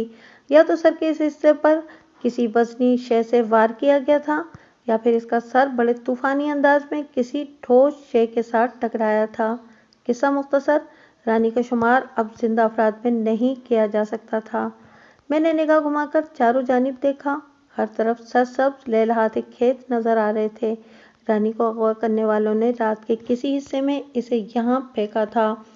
वो खुद कहाँ थे, इस बारे में फ़िलहाल अंदाज़ा लगाना बहुत मुश्किल था। गुलाब खान के ख्याल को पसे पुश डालकर मैं रानी की लाश की तरफ मुतवज्जा हो गया। थानेदार साहब, रिफ़ाक़त ने मुल्तजी लहजे में मुझे पुकारा, अगर आप हमें जाने की इजाज़त दे दें तो आपकी बड़ी मेहरबानी होगी। थोड़ी देर के बाद अंधेरा होने लगेगा, हमें 1.5 मील का फासला तय करके अपने घर भी पहुंचना है। रफाकत की मजबूरी में मुझे कोई बहाना नजर न आया। मैंने इससे और उसकी बीवी से रस्मी पूछगछ की और उन्हें जाने की इजाज़त दे दी। वो रानी की मौत के सिलसिले में कुछ भी नहीं जानते थे। मैंने इनकी बातों और अंदाज से बखूबी अंदाज़ा लगा लिया कि वो दोनों दरो कोई से काम नहीं ले रहे थे, लिहाजा इन्हें खामखा जाए बकुआ पर रोके रखना ज्यादती वाली बात होती। इनके रुखसत होने के बाद मैंने सिकंदर की जानिब देखते हुए पूछा, सिकंदर बाबा, तुम इस बारे में क्या कहते हो? रानी की लाश को किसने यहाँ फेंका होगा? जनाब, मैं क्या बताऊं? वो घबराए हुए लहजे में बोला, मुझे इस बारे में कुछ पता नहीं जी। जाए बकुआ के नज़दीक तरीन कोई जगह पीर झंडेशाह का आस्थाना है, मैंने उसकी आंखों में देखते हुए कहा, और इस आस्थाने के तुम मुजाविर हो। तुम्हारे सिवा इस आस्थाने पर कोई और बंदा बशर नहीं रहता, लिहाजा सबसे पहले तो मैं तुम्ही से पूछगछ करूंगा ना। जनाब, क्या आप मुझ पर लड़की के कत्ल का शक कर रहे हैं? वो खौफजदा अंदाज में मुझे देखते हुए बोला, आप मुझसे बड़ी से बड़ी कसम ले लें, मुझे इस मामले की कुछ खबर नहीं है। मैंने ना तो तुम पर रानी के कत्ल का इल्ज़ाम आयद किया है और न ही किसी तरह की कसम उठाने की बात की है। मैंने एक एक लफ्ज़ पर जोर देते हुए कहा, एक कत्ल हुआ है, मकतूल की लाश तुम्हारे आस्थाने से आधे मील के फासले पर पाई गई है। आस्थाना जाए बकुआ से करीब तरीन जगह है, लिहाजा तुमसे पूछगछ और कड़ी तफ्तीश का तो हक बनता है ना सिकंदर बादशाह। जी जी, वो जल्दी से इस बात में गर्दन हिलाते हुए बोला, आप ज़रूर तफ्तीश करें, मुझसे जो भी पूछना चाहें वो पूछें, मैं आपकी हर खिदमत के लिए हाजिर हूँ जनाब। मैंने मुख्तलिफ जावियों से घुमा फिराकर मुजाविर सिकंदर से कोई दर्जन भर सवाल किए, लेकिन इसके जवाबात में मुझे काम की एक बात भी न मिल सकी। बिलाखिर हम लोगों ने जल्दी जल्दी जाए वकुआ की ज़रूरी कार्रवाई को निपटाया और रानी की लाश को एक घोड़े की पुश्त पर लाद कर हम आस्थाने की जानिब रवाना हो गए। जब हम आस्थाने पर पहुंचे तो शाम का समा था। धूप रुखसत हो रही थी, लेकिन अभी तक फ़ज़ा हिद्दत से दहकी हुई महसूस होती थी। हवा नाम को नहीं थी, सांस लेना दुश्वार हो रहा था, दम घुट की सी कैफियत तारी थी। आस्थाने के दरवाजे नुमा गेट पर पहुंचे तो मैंने मुजाविर सिकंदर से कहा, मेरा ये आदमी, मैंने कांस्टेबल सफदर की सिमत इशारा करते हुए इजाफा किया, कुछ अरसे के लिए इस आस्थाने पर कयाम करेगा, तुम्हें कोई एतराज़ तो नहीं? जाए बकुआ से आस्थाने की तरफ आते हुए मैंने सफदर से तफसीली बात कर ली थी और उसे समझा दिया था कि वहां रुककर उसे किन चीज़ों का ख्याल रखना होगा। वो मेरे मकसद को अच्छी तरह समझ गया था। नहीं जनाब, मुझे कोई एतराज़ नहीं, मुजाविर सिकंदर ने बारी बारी मुझे और कांस्टेबल सफदर को देखते हुए कहा, आपके सिपाही जब तक जी चाहे आस्थाने पर रह सकते हैं। मैंने कांस्टेबल से कहा, सफदर, मैं लाश को लेकर जा रहा हूँ, तुम इधर ही रुकोगे। ठीक है मलिक साहब, वो बड़ी सादतमंदी से बोला, जो आपका हुक्म। मैं कांस्टेबल सफदर को पीर झंडेशाह के आस्थाने पे छोड़कर अल्लाह बख्श के हमरा आगे बढ़ गया। हमने रानी की लाश को टांगे में डाला और वो थाने की तरफ रवाना हो गए। कांस्टेबल सफदर को मैंने एक खास मकसद के लिए आस्थाने पर छोड़ा था। मैं अपने एक शक की तस्दीक करना चाहता था। आप जानते हैं कि पुलिस की तफ्तीश की गाड़ी शक के पेट्रोल से चलती है। अगरचे मैंने मुजाविर सिकंदर को अच्छी तरह टटोल कर इस बात का इत्मीनान कर लिया था कि वो रानी के कत्ल में किसी भी तौर मुलविस नहीं था, लेकिन वही शक वाली बात कि हो सकता है गुलाब खान ने पिछली रात इसी आस्थाने पर गुजारी हो और डरा धमकाकर सिकंदर को ज़बान बंद रखने पर मजबूर कर दिया हो। बहरहाल हकीकत जो भी थी वो ज़्यादा अरसे तक मुझसे छुपी नहीं रह सकती थी। हम पुराना सईदाबाद पहुँचे तो अल्लाह बख्श ने मुझसे कहा, मलिक साहब, अगर कोई हरज ना हो तो शौकत अली को इस अंधोनाक वाक़ये के बारे में बता दें। हरज तो कोई नहीं है अल्लाह बख्श, मैंने सोच में डूबे हुए लहजे में कहा, लेकिन रानी की लाश फ़िलहाल इसके बुरसा के हवाले नहीं की जा सकती। पहले लाश को पोस्टमार्टम के लिए हॉस्पिटल भिजवाना होगा। ठीक है जनाब, आप कानूनी तकाज़े ज़रूर पूरे करें, वो इस बात में गर्दन हिलाते हुए बोला। मैं तो सिर्फ इतना चाहता हूँ कि शौकत अली को पता चल जाए कि उसकी बेटी के साथ आखिर क्या हुआ है। चलें, इतना तो किया जा सकता है, मैंने कहा। फिर कोचवान को हिदायत की, शौकत अली के घर की तरफ चलो भाई। जवान औलाद की मौत का गम कितना जालिम और रुला देने वाला होता है, इसका अंदाज़ा लगाने के लिए किसी स्पेशल किस्म की अक्ल व दानिश की ज़रूरत नहीं। इस दुख और अजियत को बखूबी समझा और महसूस किया जा सकता है। शौकत अली का घर देखते ही देखते मातम कदा बन गया था। मैंने पिछली रात ही रानी की लाश को पोस्टमार्टम के लिए सरकारी अस्पताल भिजवा दिया था। ایک بات میں پورے یقین کے ساتھ کہہ سکتا تھا کہ مقتول رانی کے ساتھ کسی قسم کا غیر اخلاقی سلوک نہیں کیا گیا تھا۔ اگر وہ ایسے کسی ناخوشگوار تجربے سے گزری ہوتی تو میری عقابی نگاہ سے چھپی نہیں رہ سکتا تھا۔ میں نے رانی کی لاش کا بغور معائنہ کرتے وقت اس نقطے کو ذہن میں رکھا تھا۔ عموماً دیکھنے میں یہی آیا کہ جب کسی لڑکی یا عورت کو اس طرح اغوا کیا جاتا ہے تو اس کے پیچھے اغوا کنندگان کا صرف ایک ہی مقصد ہوتا ہے، اور وہ یہ کہ مقوی کی عزت کا جنازہ نکالا جائے۔ لیکن رانی کے ساتھ ایسا کچھ بھی پیش نہیں آیا تھا۔ اس بات نے میرے ذہن کو بری طرح الجھا دیا تھا۔ ابھی تک جو معلومات حاصل تھیں ان کی روشنی میں رانی اور گلاب خان اینڈ کمپنی میں کسی دشمنی کا سراغ نہیں ملتا تھا، لہٰذا بڑے وثوق کے ساتھ کہا جا سکتا تھا کہ وہ لوگ محض اپنی عیاشی کے خیال سے رانی کو اٹھا لے گئے تھے، لیکن اس نوعیت کی کسی بےہودگی کے آثار بھی نہیں ملے تھے اور رانی کی جان بھی چلی گئی تھی۔ یہاں سوال یہ اٹھتا تھا کہ رانی کی موت کا سبب یا اس کے قتل کا مقصد کیا تھا؟ اگر میں اسے ایک سوال کا جواب تلاش کرنے میں کامیاب ہو جاتا تو باقی کے تمام مسائل خود بخود حل ہو جاتے۔ دوپہر سے پہلے میں نے حسب پروگرام دو اہلکاروں پر مشتمل 3 ٹیمیں تشکیل دیں اور انہیں خصوصی ہدایات کے ساتھ ارد گرد کے علاقوں میں پھیلا دیا۔ مجھے کبھی امید تھی کہ بہت جلد ان لوگوں کی جانب سے کوئی سود مند خبر سننے کو ملے گی۔ وہ ایک اداس اور تڑپا دینے والا دن تھا۔ گزشتہ رات پرانے سعید آباد میں خبر عام ہو گئی تھی کہ رانی کو قتل کر دیا گیا تھا۔ رانی کے باپ شوکت علی نے اپنی مردہ بیٹی کی جھلک پچھلی رات ہی دیکھ لی تھی اور آج صبح وہ تھانے پہنچ گیا تھا۔ اس کے لبوں پر متعدد سوالات تھے۔ گزشتہ رات کی طرح اس وقت بھی میں نے اس کی ہمت بندھانے کی کوشش کی۔ شوکت علی، میری ہمدردیاں تمہارے ساتھ ہیں۔ میں تمہاری بیٹی کو تو واپس نہیں لا سکتا، البتہ یہ تم سے میرا وعدہ ہے کہ میں رانی کی موت کے ذمہ داروں کو بہت جلد گرفتار کر کے کیفر کردار تک پہنچاؤں گا۔ جناب، وہ دکھی لہجے میں بولا، میری تو ایک ہی ایک بیٹی تھی۔ جب رانی نہیں رہی تو ہمارے لیے کچھ بھی باقی نہیں رہا۔ اب اس کے قاتلوں کو سزا ملے یا جزا، اس سے کیا فرق پڑتا ہے؟ بہت فرق پڑتا ہے شوکت علی، میں نے گہری سنجیدگی سے کہا۔ یہ ایک سنگین اور شفاف حقیقت ہے کہ رانی کو زندگی کی طرف واپس نہیں لایا جا سکتا، لیکن اس کے قاتل کو قرار واقعی سزا دلوا کر بہت سی رانی جیسی معصوم لڑکیوں کی زندگیوں اور عزتوں کی حفاظت تو کی جا سکتی ہے نا؟ گلاب خان جیسے جرائم پیشہ لوگ معاشرے کے لیے ناسور کی حیثیت رکھتے ہیں۔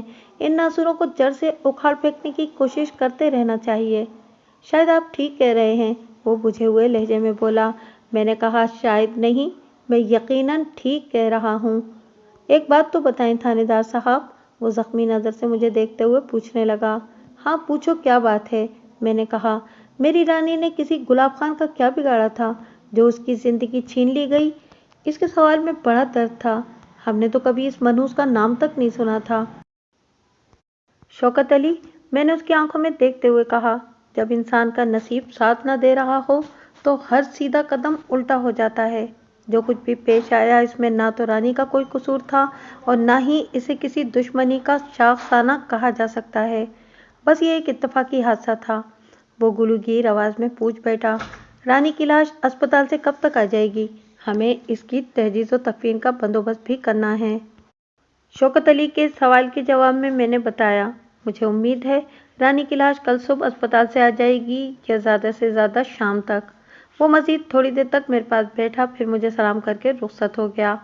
دوپہر کے بعد میں تھانے ہی میں بیٹھا ہوا تھا کہ کانسٹیبل صفدر آ گیا۔ صفدر کو گزشتہ رات میں پیر جھنڈے شاہ کے آستانے پر چھوڑ آیا تھا۔ اس کا چہرہ خاصا تمتمایا ہوا لگ رہا تھا۔ میں نے اسے فوراً اپنے پاس بلایا اور پوچھا، کیا بات ہے صفدر؟ لگتا ہے کہ تم نے کوئی بڑا کارنامہ انجام دے ڈالا ہے۔ پتہ نہیں جناب یہ کارنامہ ہے یا کچھ اور، وہ سرسراتی ہوئی آواز میں بولا، لیکن آج صبح میں نے جو کچھ دیکھا ہے وہ ضرور آپ کے لیے دلچسپی کا باعث ہوگا۔ تم نے آج صبح ایسا کیا دیکھ لیا ہے سکندر؟ میں سیدھا ہو کر بیٹھ گیا، مجھے بھی تو پتہ چلے آخر۔ جناب، آپ رات کو مجھے پیر جھنڈے شاہ کے مزار پر چھوڑ آئے تھے، وہ وضاحت کرتے ہوئے بولا۔ رات گئے تک میں مجاور سکندر سے باتیں کرتا رہا۔ میں نے گھما پھرا کر ہر زاویے سے اسے گھسنے کی کوشش کی، لیکن ہمارے مطلب کی کوئی بات سامنے نہ آ سکی۔ میں اس نتیجے پر پہنچا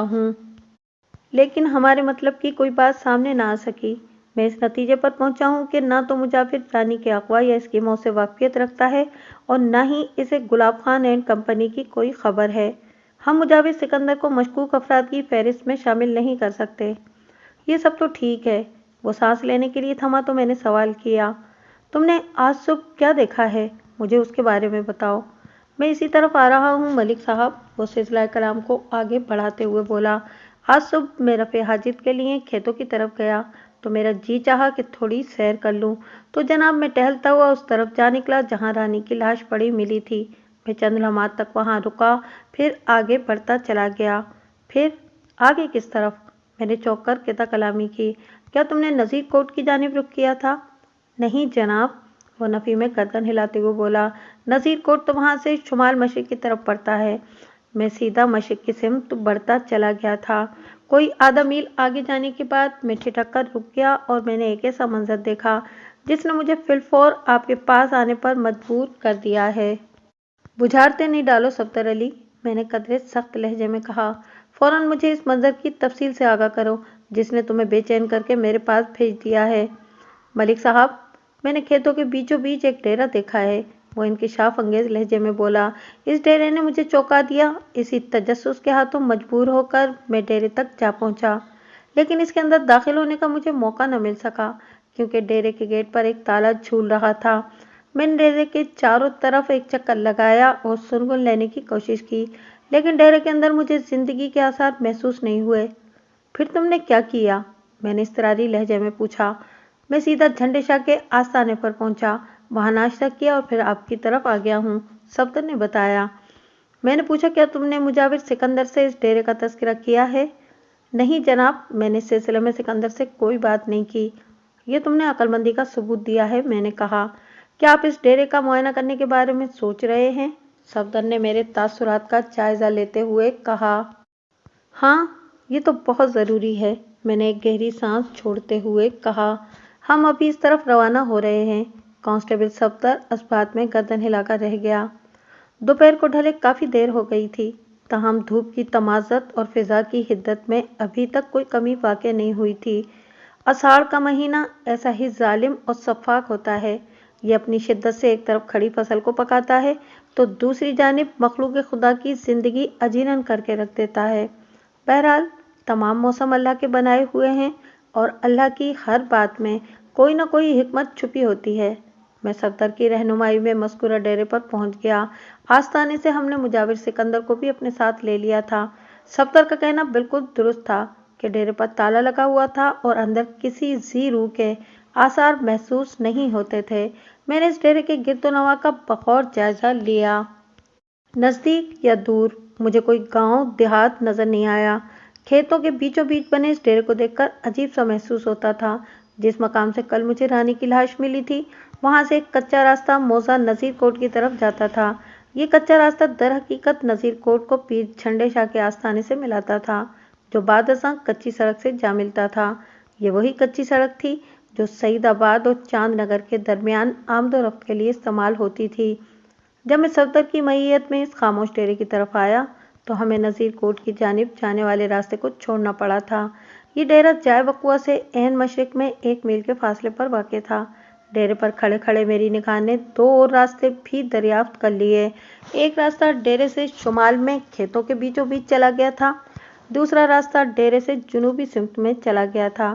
ڈیرے سے نکلنے والے اور ڈیرے تک پہنچانے والے راستوں کو میں نے ذہن میں محفوظ کر لیا اور مجاور سکندر کی طرف دیکھتے ہوئے پوچھا، سکندر بادشاہ، تمہارے خیال میں یہ ڈیرا کس کی ملکیت ہے؟ جناب، میری معلومات کے مطابق تو یہ ڈیرا نذیر کوٹ کے چودھری حکمت یار کا ہے، اس نے گہری سنجیدگی سے جواب دیا، لیکن پچھلے کافی عرصے سے تو یہ یوں ہی غیر آباد پڑا ہوا ہے، میں نے یہاں کسی کو رہتے نہیں دیکھا۔ نظر تو اب بھی یہاں کوئی نہیں آ رہا، میں نے سوچ میں ڈوبے ہوئے لہجے میں کہا، لیکن میری چھٹی حس بار بار مجھے اطلاع دے رہی ہے کہ یہ ڈیرا غیر آباد نہیں۔ غیر آباد نہیں؟ سکندر نے چونک کر میری طرف دیکھا۔ کیا مطلب ہے جی؟ اس کا مطلب ابھی کھل کر سامنے آ جائے گا، میں نے جواب دیا تو مجاور سکندر اور کانسٹیبل صفدر علی میری طرف متوجہ ہو گئے۔ ملک صاحب، صفدر نے فوراً میرا ذہن پڑھ لیا، ہمیں اس ڈیرے کے اندر سے جائزہ لینا چاہیے۔ میں بھی یہی سوچ رہا ہوں، میں نے اس بات میں گردن ہلا دی۔ صفدر بولا، ملک صاحب، میرا خیال ہے کہ ہمیں دیوار پھلانگ کر ڈیرے کے اندر داخل ہونا چاہیے۔ सिकंदर बादशाह, तुम भी हमारे साथ डेरे के अंदर जाओगे? मैंने गहरी संजीदगी से कहा, और इस अमर के गवाह रहोगे कि मैं महज खाना तलाशी के लिए डेरे में दाखिल हुआ था, और ये तलाशी मैंने तुम्हारी आंखों के सामने ली है। तुम मेरी बात समझ रहे हो ना? जी, उसने पलकें झपकाईं। बड़ी चंगी तरह समझ रहा हूँ थानेदार साहब। मैंने इस बात में गर्दन हिलाई। फिर कांस्टेबल सफदर की तरफ देखते हुए फैसलाकुन लहजे में कहा, तो फिर बिस्मिल्लाह करें। थोड़ी ही देर के बाद हम डेरे के अंदर थे। वो आम डेरों ही जैसा एक डेरा था। वसी और इस सहन और अकवी हिस्से में 2-3 कमरे बने हुए, लेकिन वहां कोई बंदा बशर नजर नहीं आता था, और ना ही माल मवेशी। सहन में मुख्तलिफ इकसाम के 4-5 दरख्त भी इस्तादा दिखाई देते थे। मैंने अंदर पहुंचते ही एक दीवार के साथ बनी खुरलियों का रुख किया। यह मेरी एक गैर इरादी अमल था। मेरे अंदर से एक आवाज़ उठी थी कि मुझे इस तरफ जाना चाहिए, और ये आवाज़ बेसबब नहीं थी। एक तो खुलियों में ताज़ा चारा देखकर मैं चौंक उठा। जब डेरे पर कोई माल मवेशी या जानवर नजर नहीं आ रहा था, तो फिर खुलियों में ताज़े चारे की मौजूदगी क्या मायने रखती थी? खुलियों से पलटकर मैं कच्चे सहन की जमीन का बगौर जायजा लेने लगा। जल्दी मैंने 3-4 घोड़ों के पांव के निशानात को ढूंढ निकाला। गोया वहां 3-4 घोड़े इधर उधर चलते फिरते रहे थे, और खुलियों में मौजूद चारा भी इन्हीं घोड़ों से ताल्लुक रखता था। मेरी छठी हिस्स चीख चीख कर पुकारने लगी कि गुलाब खान और उसके साथियों ने इस डेरे पर कयाम किया था, और वो लोग रानी को अगवा करके भी इसी डेरे पर लाए थे। इस ख्याल के साथ ही मैं डेरे के अकबी हिस्से में बने कमरों की जानिब बढ़ गया। मज़कूरा कमरों के दरवाजे बंद थे, और इन कमरों में दाखिल होने से पहले ही मुझे वहां किसी के क़याम के मज़ीद आसार भी मिल गए। कमरों से मुत्तसिल दीवार के साथ 2-3 चूल्हे बने हुए थे। चूल्हों की कैफियत और वहां पड़े चंद बर्तनों की हालत से मुझे ये अंदाज़ा लगाने में किसी दिक्कत का सामना नहीं करना पड़ा कि वो चूल्हे कुछ देर पहले ज़ेर इस्तेमाल रहे थे, जिसका वाज़ेह मतलब यही था कि वहाँ कुछ लोग ठहरे थे। हमने थोड़ी सी कोशिश करके बंद कमरों को खोल लिया। एक कमरे में टूटा फूटा मुख्तलिफ नौइयत का सामान भरा हुआ था। बाकी दोनों कमरों की हालत से लगता था कि वो डेरा गैर आबाद नहीं था। कमरों के अंदर चारपाइयाँ और बिस्तर लगे हुए थे। एक दीवार के साथ खूंटियों पर 3-4 जोड़े मर्दाना भी टंगे नजर आ रहे थे। इन कपड़ों की मौजूदगी ने समर पर मोहरे तस्दीक सब्त कर दी थी कि वो डेरा किसी भी कीमत पर गैर आबाद नहीं था। मैं फर्श पर उकड़ूं बैठ गया और गर्दन झुकाकर चारपाइयों के नीचे निगाह दौड़ाई। एक चारपाई के नीचे बड़ा सा चौबी संदूक रखा नजर आया। मैंने वो संदूक खींचकर बाहर निकाल लिया। संदूक को ताला बंद नहीं किया गया था, जो इस बात का सबूत था कि इसके अंदर कोई अहम या कीमती चीज़ नहीं होगी। मैंने इसी बात की तस्दीक के लिए संदूक खोल लिया, और फिर मेरी हैरत की इंतहा न रही। मज़कूरा संदूक के अंदर सिर्फ 2 चीज़ें रखी दिखाई दीं, एक अंगूरी रंग का दुपट्टा और दूसरी जनाना स्लीपर। मेरे तख़य्युल ने परवाज़ की और जाए वक़ुआ पर पहुँच गया, जहाँ मैंने पहली मर्तबा रानी की लाश को देखा था। उसके बदन पर फूलदार कमीज़ और प्लेन शलवार थी। इस लिबास में हल्का सब्ज़ रंग नुमायाँ नजर आता था, और मुर्दा रानी पाँव से नंगी थी। अंगूरी दुपट्टे और जनाना स्लीपर ने रानी को पेश आने वाली सूरत हाल की वजाहत करती थी। अब इस अमर में किसी शक शुबे की गुंजाइश नहीं रही थी कि रानी को अगवा करके इसी डेरे पर लाया गया था, और इसकी मौत भी इधर ही वाक़ हुई थी। इस नतीजे पर पहुंचने के बाद कि गुलाब खान एंड कंपनी ने इस डेरे को अपना अड्डा बना रखा था, मेरे रगोपे में एक सनसनीखेज लहर सी दौड़ गई। अल्लाह बख्श के मुताबिक गुलाब खान किसी बड़े जुर्म पेशा शख्स का आलाकार था। ताहम इस डेरे की हालत, रानी की मौत, रानी के अगवा और अल्लाह बख्श की बयान करदा कहानी इसी जानिब वाज़ेह इशारा करते दिखाई देते थे। इस तमाम तर खटराक में मेरे लिए इत्मीनान का पहलू ये था कि गुलाब खान अपने साथियों के हमरा दोबारा वहां आएगा, क्योंकि इनके कपड़े लत्ते और दूसरा सामान अभी तक वहीं रखा हुआ था।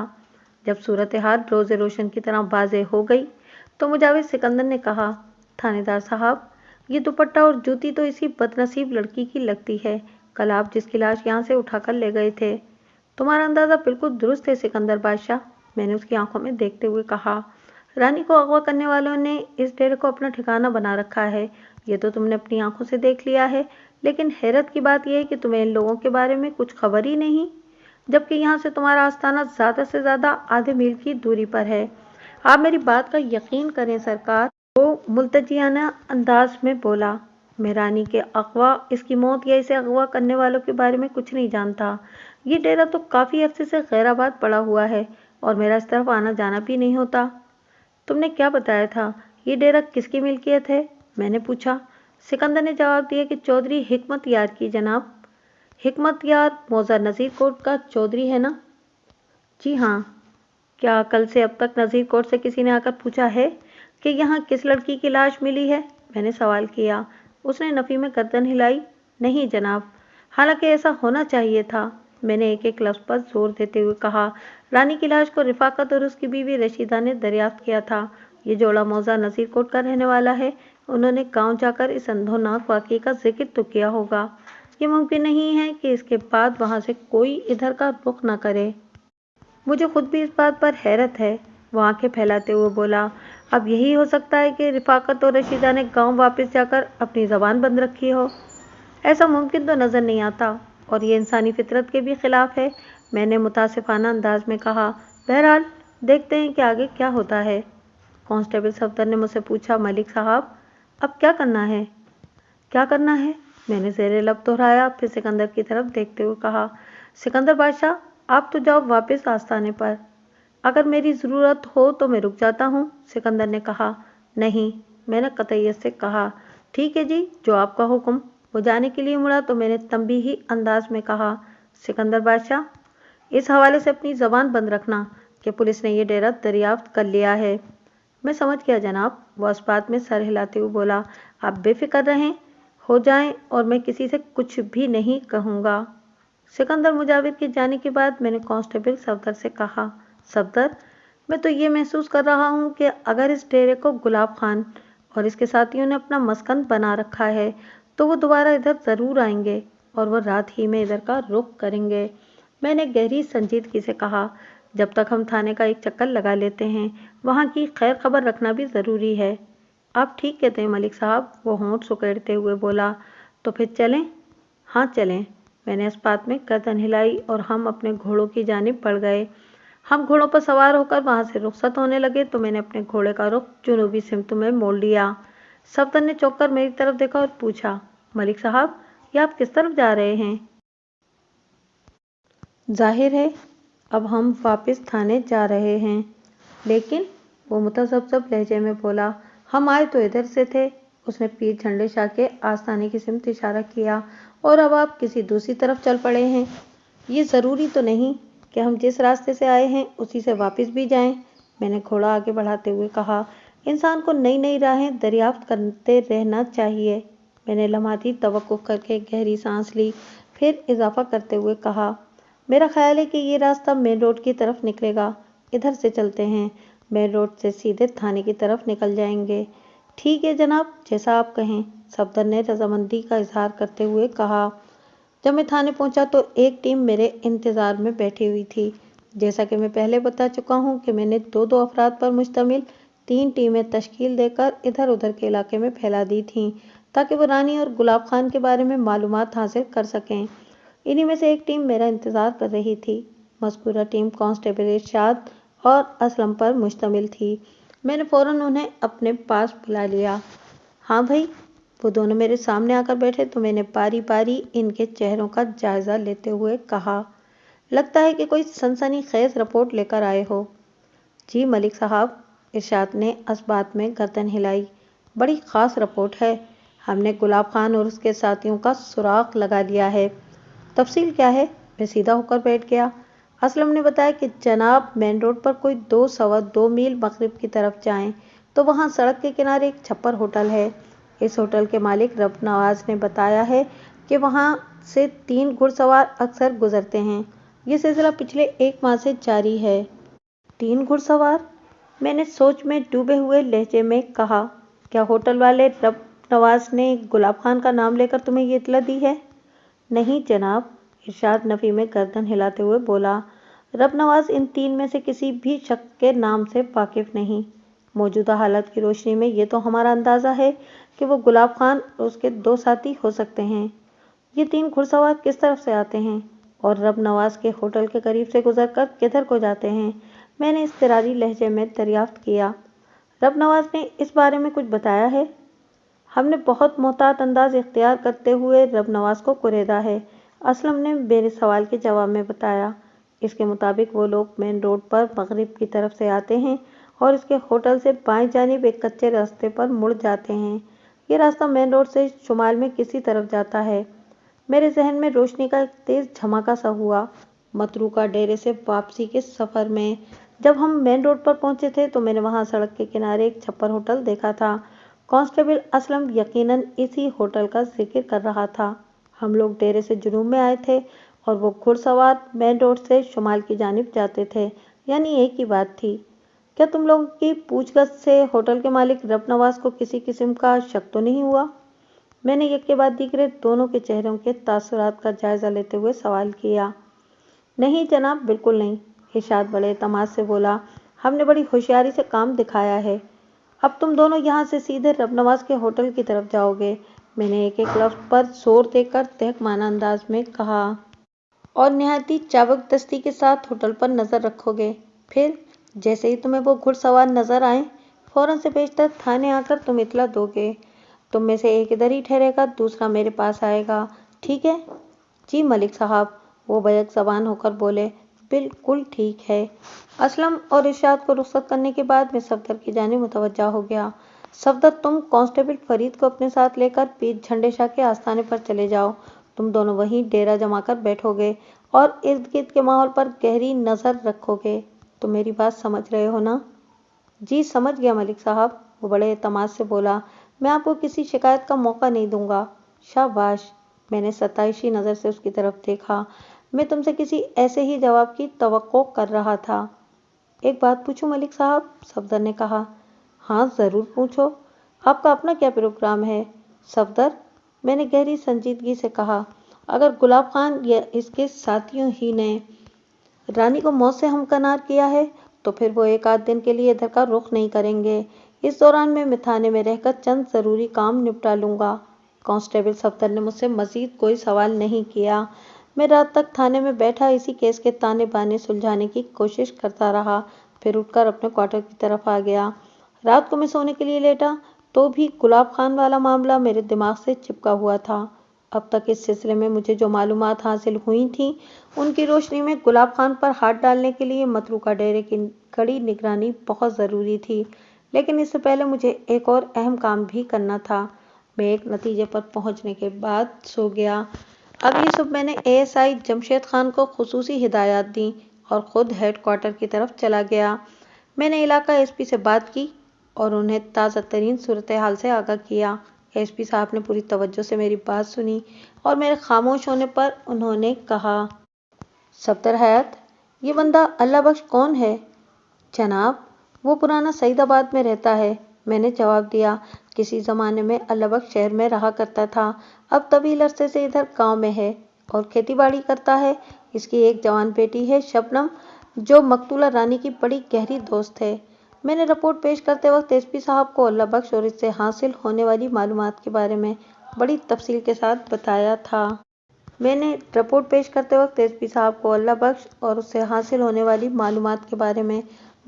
کے ساتھ بتایا تھا۔ اللہ بخش پر خصوصی نگاہ رکھنے کی ضرورت ہے، وہ سوچ میں ڈوبے ہوئے لہجے میں بولا۔ گلاب خان اور اس کے سرغنہ کے بارے میں اس کی معلومات بڑی حیرت انگیز ہیں۔ ہو سکتا ہے کہ اللہ بخش کا کنیکشن انہی لوگوں سے ہو۔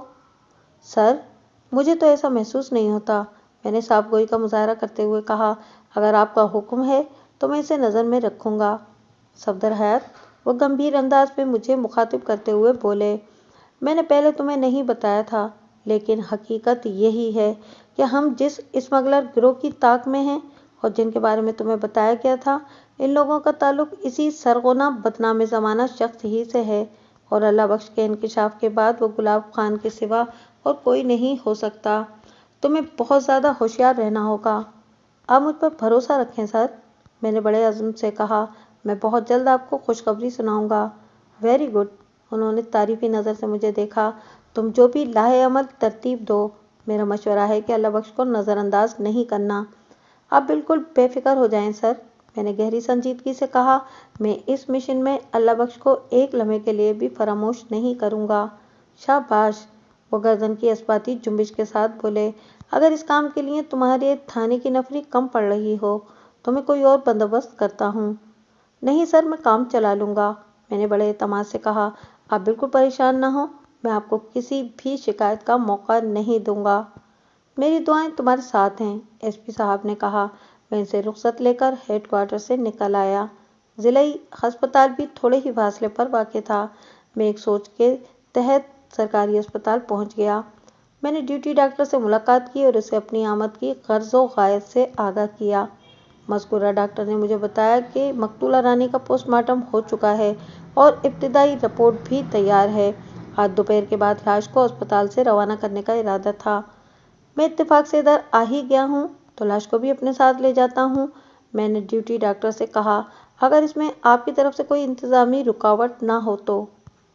کوئی رکاوٹ نہیں ہے، ڈیوٹی ڈاکٹر نے جواب دیا، بس آپ کو لگ بھگ آدھا گھنٹہ انتظار کرنا ہوگا، کچھ ضروری بندوبست کرنا ہوگا۔ ٹھیک ہے، میں آدھے گھنٹے کے بعد آ جاتا ہوں، میں نے کہا۔ جب تک ادھر شہر میں ایک دو کام ہیں، انہیں نمٹا لیتا ہوں۔ واضح رہے کہ اس روز میری اور ایس پی صاحب کے درمیان گلاب خان اور اس کے سرغنہ کے حوالے سے خاصی تفصیلی بات چیت ہوئی تھی، لہٰذا بنا کسی ٹھوس ثبوت کے اس پر ہاتھ نہیں ڈالا جا سکتا تھا۔ میں نے ایس پی صاحب سے وعدہ کیا تھا کہ میں انہیں گلاب خان کی گرفتاری کی شکل میں ایک ٹھوس ثبوت فراہم کروں گا۔ میں آدھے پونے گھنٹے تک شہر میں ادھر ادھر گھومتا رہا، پھر رانی کی پوسٹ مارٹم شدہ لاش کے ساتھ سعید آباد آ گیا۔ میں نے تھانے جانے کے بجائے سیدھا رانی کے گھر واقع پرانے سعید آباد کا رخ کیا تاکہ رانی کی لاش کو اس کے ورثاء کے حوالے کر سکوں۔ اس طرح وہ تھانے آنے اور لاش لے جانے کی زحمت سے محفوظ رہتے۔ میں نے مختلف کاغذات پر شوکت علی کے دستخط لے کر قانونی تقاضے پورے کیے اور واپس تھانے آ گیا۔ پوسٹ مارٹم کی ابتدائی رپورٹ میں نے واپسی کے سفر کے دوران ہی پڑھ لی تھی، جس کے مطابق رانی کی موت اس کے اغوا کے بعد آنے والی رات کو ہی واقع ہو گئی تھی۔ اس کی موت کا وقت نصف شب کے آس پاس بتایا گیا تھا اور سبب کے ذیل میں درج تھا کہ مقتولہ کا سر بڑے طوفانی انداز میں کسی ٹھوس شے سے ٹکرایا تھا، جس کے نتیجے میں وہ زندگی ہار بیٹھی تھی۔ شام سے تھوڑی دیر پہلے میں نے ASI جمشید خان کو اپنے کمرے میں بلایا۔ وہ آ کر میرے سامنے بیٹھ چکا تو میں نے کہا، جمشید خان، کام کیسا چل رہا ہے؟ ایک دم فرسٹ کلاس ملک صاحب، اس نے جواب دیا۔ میں تمہارا کام بڑھانا چاہتا ہوں، میں نے اس کی آنکھوں میں دیکھتے ہوئے کہا۔ گھبراؤ گے تو نہیں؟ بالکل نہیں جناب، وہ نفی میں گردن ہلاتے ہوئے بولا۔ ہمارے تھانے میں تو ویسے بھی کام بہت کم ہوتا ہے، مجھے بڑی خوشی ہوگی اگر آپ مجھے کوئی مشن سونپ دیں گے تو۔ بس تو سمجھ لو آج سے بلکہ ابھی سے 8-10 دن کے لیے تم ایک خصوصی مشن پر ہو، میں نے معنی خیز انداز میں کہا، لیکن یہ مشن انڈور ہوگا، اس تھانے کی 4 دیواری کے اندر۔ وہ حیرت بھری نظر سے مجھے تکنے لگا۔ میں کچھ سمجھا نہیں ملک صاحب۔ میں آنے والے چند روز میں بہت مصروف رہوں گا، میں نے وضاحت کرتے ہوئے کہا۔ اکثر مجھے تھانے سے باہر کارروائی کے لیے جانا پڑے گا اور میرے غیاب میں تم یہاں کے تھانہ انچارج ہوگے۔ اوہ! اس کی آنکھیں چمک اٹھیں۔ میرے لیے تو یہ بڑے اعزاز کی بات ہوگی۔ اب اس اعزاز کی حفاظت کرنا تمہاری ذمہ داری ہے، میں نے گمبھیر انداز میں کہا۔ یہ تمہاری نیٹ پریکٹس ہے، آخر آگے چل کر ایک دن تمہیں تھانے دار بھی تو بننا ہے۔ ملک صاحب، اللہ آپ کی زبان مبارک کرے، اس کی باتیں کھل گئیں۔ آمین، میں نے تہہ دل سے کہا۔ یہ رانی کی تدفین کے 3 روز بعد کا واقعہ ہے۔ میں تھانے میں بیٹھا روزمرہ کے امور نمٹا رہا تھا۔ وہ شام کا وقت تھا۔ مجھے اطلاع ملی کہ کانسٹیبل اسلم مجھ سے ملنے آیا ہے۔ اسلم کے اکیلے آنے کا مقصد یہی تھا کہ وہ کوئی نہایتی اہم خبر لایا ہوگا اور وہ خبر یقیناً گلاب خان سے متعلق ہوگی۔ میں نے اسلم کو اپنے پاس بلا کر استفسار کیا تو اس نے بتایا، ملک صاحب، ابھی تھوڑی دیر پہلے وہ 3 گھڑ سوار رب نواز کے ہوٹل کے پاس سے گزر کر کھیتوں والے راستے کی طرف گئے ہیں۔ میں اس سنسنی خیز اطلاع کے بعد ریڈ الرٹ ہو گیا اور کانسٹیبل اسلم سے پوچھا، ان لوگوں کو آپ دونوں کی نگرانی کے حوالے سے کوئی شک تو نہیں ہوا؟ بالکل نہیں ملک صاحب، وہ بڑے اعتماد سے بولا۔ کیا ان لوگوں نے گھوڑوں پر کوئی سامان وغیرہ بھی لاد رکھا تھا؟ میں نے ایک فوری خیال کے تحت سوال کیا۔ اسلم نے اس بات میں گردن ہلائی۔ جی ملک صاحب، گھوڑوں پر 2 بڑے بیگ بھی موجود تھے۔ ٹھیک ہے، تم واپس ارشاد کے پاس جاؤ، میں نے تحقیرانہ انداز میں کہا۔ آج کی رات تم کو جاگ کر ڈیوٹی دینا ہے۔ اگر وہ گھڑ سوار افراتفری میں واپس آتے دکھائی دیں تو انہیں قابو کرنے کی کوشش کرنا ہے، وہ بچ کر نہیں جانا چاہیے۔ ان پر گرفت حاصل کرنے کے لیے گولی شولی بھی چلانا پڑے تو ایک لمحے کی تاخیر نہیں کرنا۔ تم میرا مطلب سمجھ رہے ہو نا؟ جی ملک صاحب، وہ اس بات میں گردن ہلاتے ہوئے بولا۔ ان کو قابو کرنے کے سلسلے میں آپ کا حکم تو اچھی طرح سمجھ میں آ رہا ہے، مگر وہ افراتفری میں واپس کیوں آئیں گے؟ اس سلسلے میں تمہیں اپنے دماغ کو تھکانے کی ضرورت نہیں اسلم، میں نے سوچ میں ڈوبے ہوئے لہجے میں کہا۔ تھکے ہوئے دماغ کے ساتھ تم چوکس رہ کر ڈیوٹی نہیں دے سکو گے۔ بس اتنا سمجھ لو کہ… میں نے لمحاتی توقف کر کے گہری سانس لی، پھر کہا، میں آج کی رات ہانکا کرنے جا رہا ہوں۔ اس نے بڑے معنی خیز انداز میں سر کو اثباتی جنبش دی اور مجھے سلام کر کے کمرے سے نکل گیا۔ میں نے ASI جمشید خان کو اپنے پاس بلا کر چند ہنگامی ہدایات دیں، پھر ضروری تیاری کے بعد پرانا سعید آباد کی جانب روانہ ہو گیا۔ جب میں نے اللہ بخش کو بتایا کہ آج کی رات وہ بھی مشن گلاب خان میں میرے ساتھ ہوگا تو وہ خوشی کا اظہار کرنے لگا۔ ہم نے شبنم کو شوکت علی کے گھر پر چھوڑا اور پیر جھنڈے شاہ کے مزار کی جانب روانہ ہو گئے۔ میں نے متروکہ ڈیرے تک رسائی حاصل کرنے کے لیے وہی راستہ اختیار کیا تھا جو پرانا سعید آباد سے موضع چاند نگر کی طرف جاتا تھا۔ اسی راستے سے ہم پہلے بھی پیر جھنڈے شاہ کے آستانے پر جا چکے تھے۔ وہاں پر میں نے پہلے ہی کانسٹیبل صفدر اور فرید کو تعینات کر رکھا تھا۔ اس روٹ کو اختیار کرنے کا ایک سبب یہ بھی تھا کہ گلاب خان اینڈ کمپنی پر ادھر سے دھاوا بولنا زیادہ سودمند ثابت ہوتا۔ پھر دوسری جانب یعنی رب نواز کے ہوٹل کی طرف میں نے کانسٹیبل اسلم اور ارشاد کو چوکنا کر دیا تھا، لہٰذا گلاب خان اور اس کے ساتھیوں کے ادھر سے فرار ہونے کا خطرہ نہیں تھا۔ راستے بھر میرے اور اللہ بخش کے درمیان گلاب خان کے حوالے سے بات چیت ہوتی رہی تھی۔ میں اس سے پہلے اس ڈیرے کا جو سروے کر کے گیا تھا اس کے بارے میں اللہ بخش کو تفصیلاً بتا چکا تھا، لہٰذا وہ کچھ زیادہ ہی جوشیلا ہو رہا تھا۔ ہم نے پیر جھنڈے شاہ کے مزار سے صفدر اور فرید کو اپنے ساتھ لیا اور لگ بھگ 10 بجے رات اس ڈیرے کے قریب پہنچ گئے جسے پچھلے کچھ عرصے سے گلاب خان اور اس کے ساتھیوں نے اپنا اڈا بنا رکھا تھا۔ راستے میں نے صفدر اور فرید کو تازہ ترین صورتحال سے آگاہ کر دیا تھا۔ ڈیرے کے اندر اور باہر سناٹے کا راج تھا۔ باہر سناٹے کا سبب تو سمجھ میں آتا تھا، لیکن اندر کی خاموشی مجھے تشویش میں مبتلا کر رہی تھی۔ صفدر نے اظہار خیال کرتے ہوئے کہا، ملک صاحب، ہو سکتا ہے کہ وہ لوگ ادھر آئے ہی نہ ہوں۔ یہ نہیں ہو سکتا، بے ساختہ میرے منہ سے نکلا۔ اللہ بخش نے مشورہ دینے والے انداز میں کہا، تھانے دار صاحب، آپ تینوں کے بدن پر پولیس کی وردیاں ہیں جبکہ میں عام دیہاتی لباس میں ہوں۔ پھر میں نے سوالیہ نظر سے اللہ بخش کی طرف دیکھا۔ میں گلاب خان اور اس کے ساتھیوں کو ان کے بل سے نکالنے کی کوشش کر سکتا ہوں، وہ گہری سنجیدگی سے بولا۔ لگتا ہے کہ تمہارے ذہن میں کوئی آئیڈیا ہے، میں نے سرسراتی ہوئی آواز میں کہا۔ جی ہاں، اس نے بڑے اعتماد سے اس بات میں گردن ہلائی اور پھر بولا، آپ لوگ ایک طرف ہٹ کر کھڑے ہو جائیں اور بالکل چوکنا رہیں، میں ڈیرے کا گیٹ کھلوانے کی کوشش کرتا ہوں۔ ٹھیک ہے، میں نے اللہ بخش کو تجربے کی اجازت دیتے ہوئے کہا، تم کوشش کر کے دیکھ لو۔ اللہ بخش ہمیں اندھیرے میں چھوڑ کر ڈیرے کے گیٹ کی طرف بڑھ گیا۔ ہم تینوں ایسے زاویے پر کھڑے تھے جہاں سے ڈیرے کا گیٹ صاف نظر آ رہا تھا، لیکن گیٹ میں کھڑے ہو کر ہمیں کوئی نہیں دیکھ سکتا تھا۔ اللہ بخش نے گیٹ پر پہنچ کر خاصی زوردار دستک دی۔ میری ذہن میں ایک خدشے نے سر اٹھایا۔ SP صاحب کے الفاظ میری سماعت میں گونجنے لگے، اللہ بخش پر خصوصی نگاہ رکھنے کی ضرورت ہے۔ گلاب خان اور اس کے سرغنہ کے بارے میں اس کی معلومات بڑی حیرت انگیز ہیں۔ ہو سکتا ہے کہ اللہ بخش کا کنکشن انہی لوگوں سے ہو۔ اول تو ایسا ہے نہیں، کیونکہ میری نظر بندے کو پہچاننے میں غلطی نہیں کر سکتی، میں نے اپنی سوچ میں خود سے کہا، اور اگر ایسا ہے تو پھر میں اللہ بخش کا حشر گلاب خان سے بھی زیادہ عبرتناک کروں گا۔ میرے ذہن میں ایک منفی سوچ ابھری، اگر اللہ بخش نے گلاب خان کو خفیہ اشارہ دے کر کوئی گڑبڑ کر دی تو… میں نے فوراً سے پیشتر سر جھٹک دیا، ایسا کچھ نہیں ہوگا۔ اللہ بخش کی زوردار دستک پر جب اندر سے کوئی رد عمل نہیں آیا تو اس نے دوسری دستک کے ساتھ بآواز بلند پکارا، بھائی، اندر کوئی ہے؟ میں راستہ بھٹکا ہوا مسافر ہوں، کوئی میری مدد کرے۔ اللہ بخش کی اس کوشش پر اندر سے جو جواب آیا اس نے مجھ سمیت صفدر اور فرید کو چونکا دیا۔ وہ ایک آواز تھی، جانی پہچانی آواز، گھوڑوں کے ہنہنانے کی مخصوص آواز یعنی ہنہناہٹ۔ اس ہنہناہٹ نے ثابت کر دیا کہ اندر چند گھوڑے موجود ہیں، جس کا واضح مطلب یہی تھا کہ وہ گھڑ سوار بھی اندر موجود ہیں جن کی تلاش میں ہم پچھلے چند روز سے سرگرداں تھے۔ میں نے صفدر اور فرید کو اشارہ کیا۔ وہ ڈیرے کے عقبی حصے کی جانب چلے جائیں۔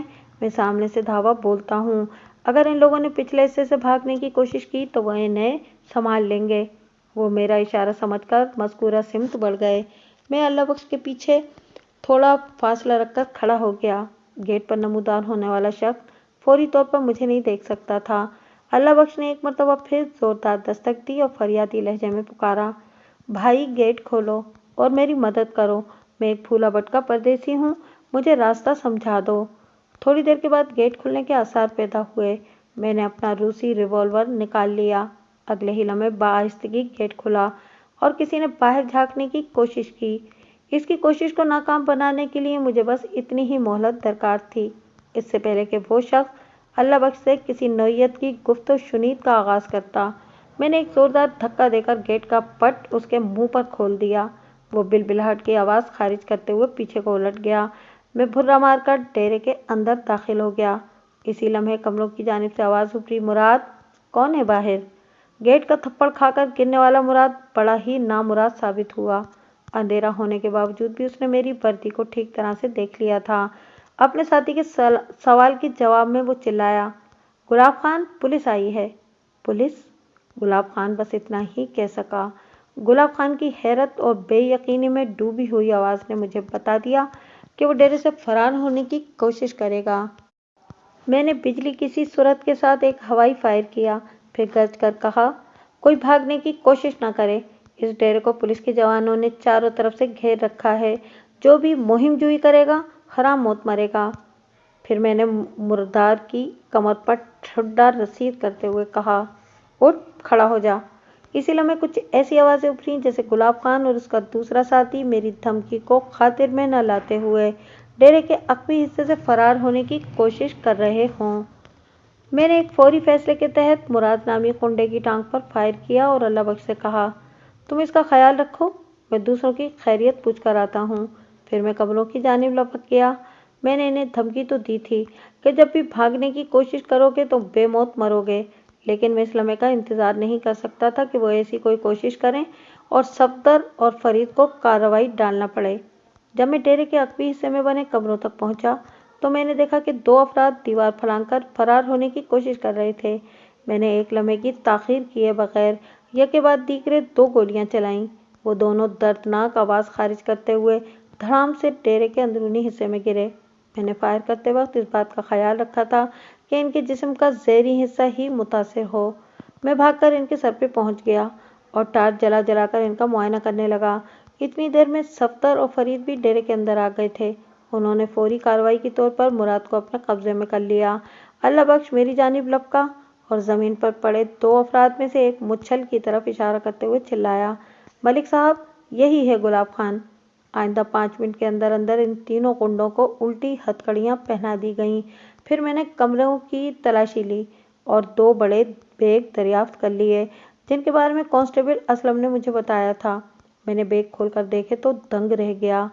ایک بیگ کے اندر خطرناک اسلحہ بھرا ہوا تھا جبکہ دوسرا بیگ منشیات سے بھرا ہوا تھا۔ وہ تینوں مجرم اپنے خطرناک جرم کے ثبوتوں کے ساتھ میری گرفت میں آ چکے تھے، لہٰذا مجھے اپنا کام کرنے کے لیے اب اور کسی چیز کی ضرورت نہیں تھی۔ گلاب خان کے دوسرے ساتھی کا نام ایوب تھا۔ ان تینوں زخمی گنڈوں اور ان کے جرائم کے ثبوت کو لے کر میں رات کے آخری پہر اپنے تھانے پہنچ گیا۔ واپسی کے لیے ہم نے وہ راستہ اختیار کیا تھا جدھر اسلم اور ارشاد تعینات تھے۔ مزے کی بات یہ تھی کہ جب گلاب خان اور ایوب دیوار پھلانگ کر فرار ہونے کی کوشش کر رہے تھے تو ان کے پاس ہتھیار بھی موجود تھے، لیکن میں نے انہیں گولی چلانے کی مہلت نہیں دی تھی۔ میرے ریوالور سے نکلنے والی گولیوں نے گلاب خان کی تشریف اور ایوب خان کے ٹخنے کو لہولہان کر دیا تھا، جبکہ مراد کی ران مسلسل خون اگل رہی تھی۔ مجھے گلاب خان اور اس کے ساتھی گنڈوں پر زیادہ محنت نہیں کرنا پڑی تھی۔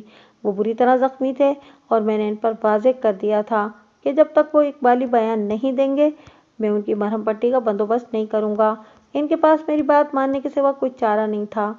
جب میں نے گلاب خان اس مچھل سے رانی کی موت کے حوالے سے سوال کیا تو اس نے بڑی سنجیدگی سے جواب دیا، اسے میں نے نہیں مارا، وہ اپنی موت خود کیسے مر گئی؟ میں اس کی عزت خراب کرنا چاہتا تھا۔ اور وہ خود کو چھڑا کر بھاگنے کی کوشش میں تھی۔ وہ نگاہ چراتے ہوئے بولا۔ اسی چھینا جھپٹی میں اسے ایک زوردار دھکا لگا اور اس کا سر ایک دیوار سے جا ٹکرایا۔ بس وہ ادھر ہی گر گئی اور مر گئی۔ رانی تو مر گئی، بچو گے تم بھی نہیں، میں نے خونخوار لہجے میں کہا۔ تم جس کے خاص آدمی ہو نا، ہم جانتے ہیں۔ میں نے تمہیں تمہارے جرائم کے ثبوت کے ساتھ گرفتار کیا ہے۔ تمہاری باقی کی زندگی جیل کی دیواروں کے پیچھے گزرے گی۔ میں اتنا سخت چالان بناؤں گا کہ تمہارا سرغنہ تو کیا، تمہارا باپ بھی نہیں چھڑا سکے گا۔ وہ متوحش نظر سے مجھے دیکھنے لگا۔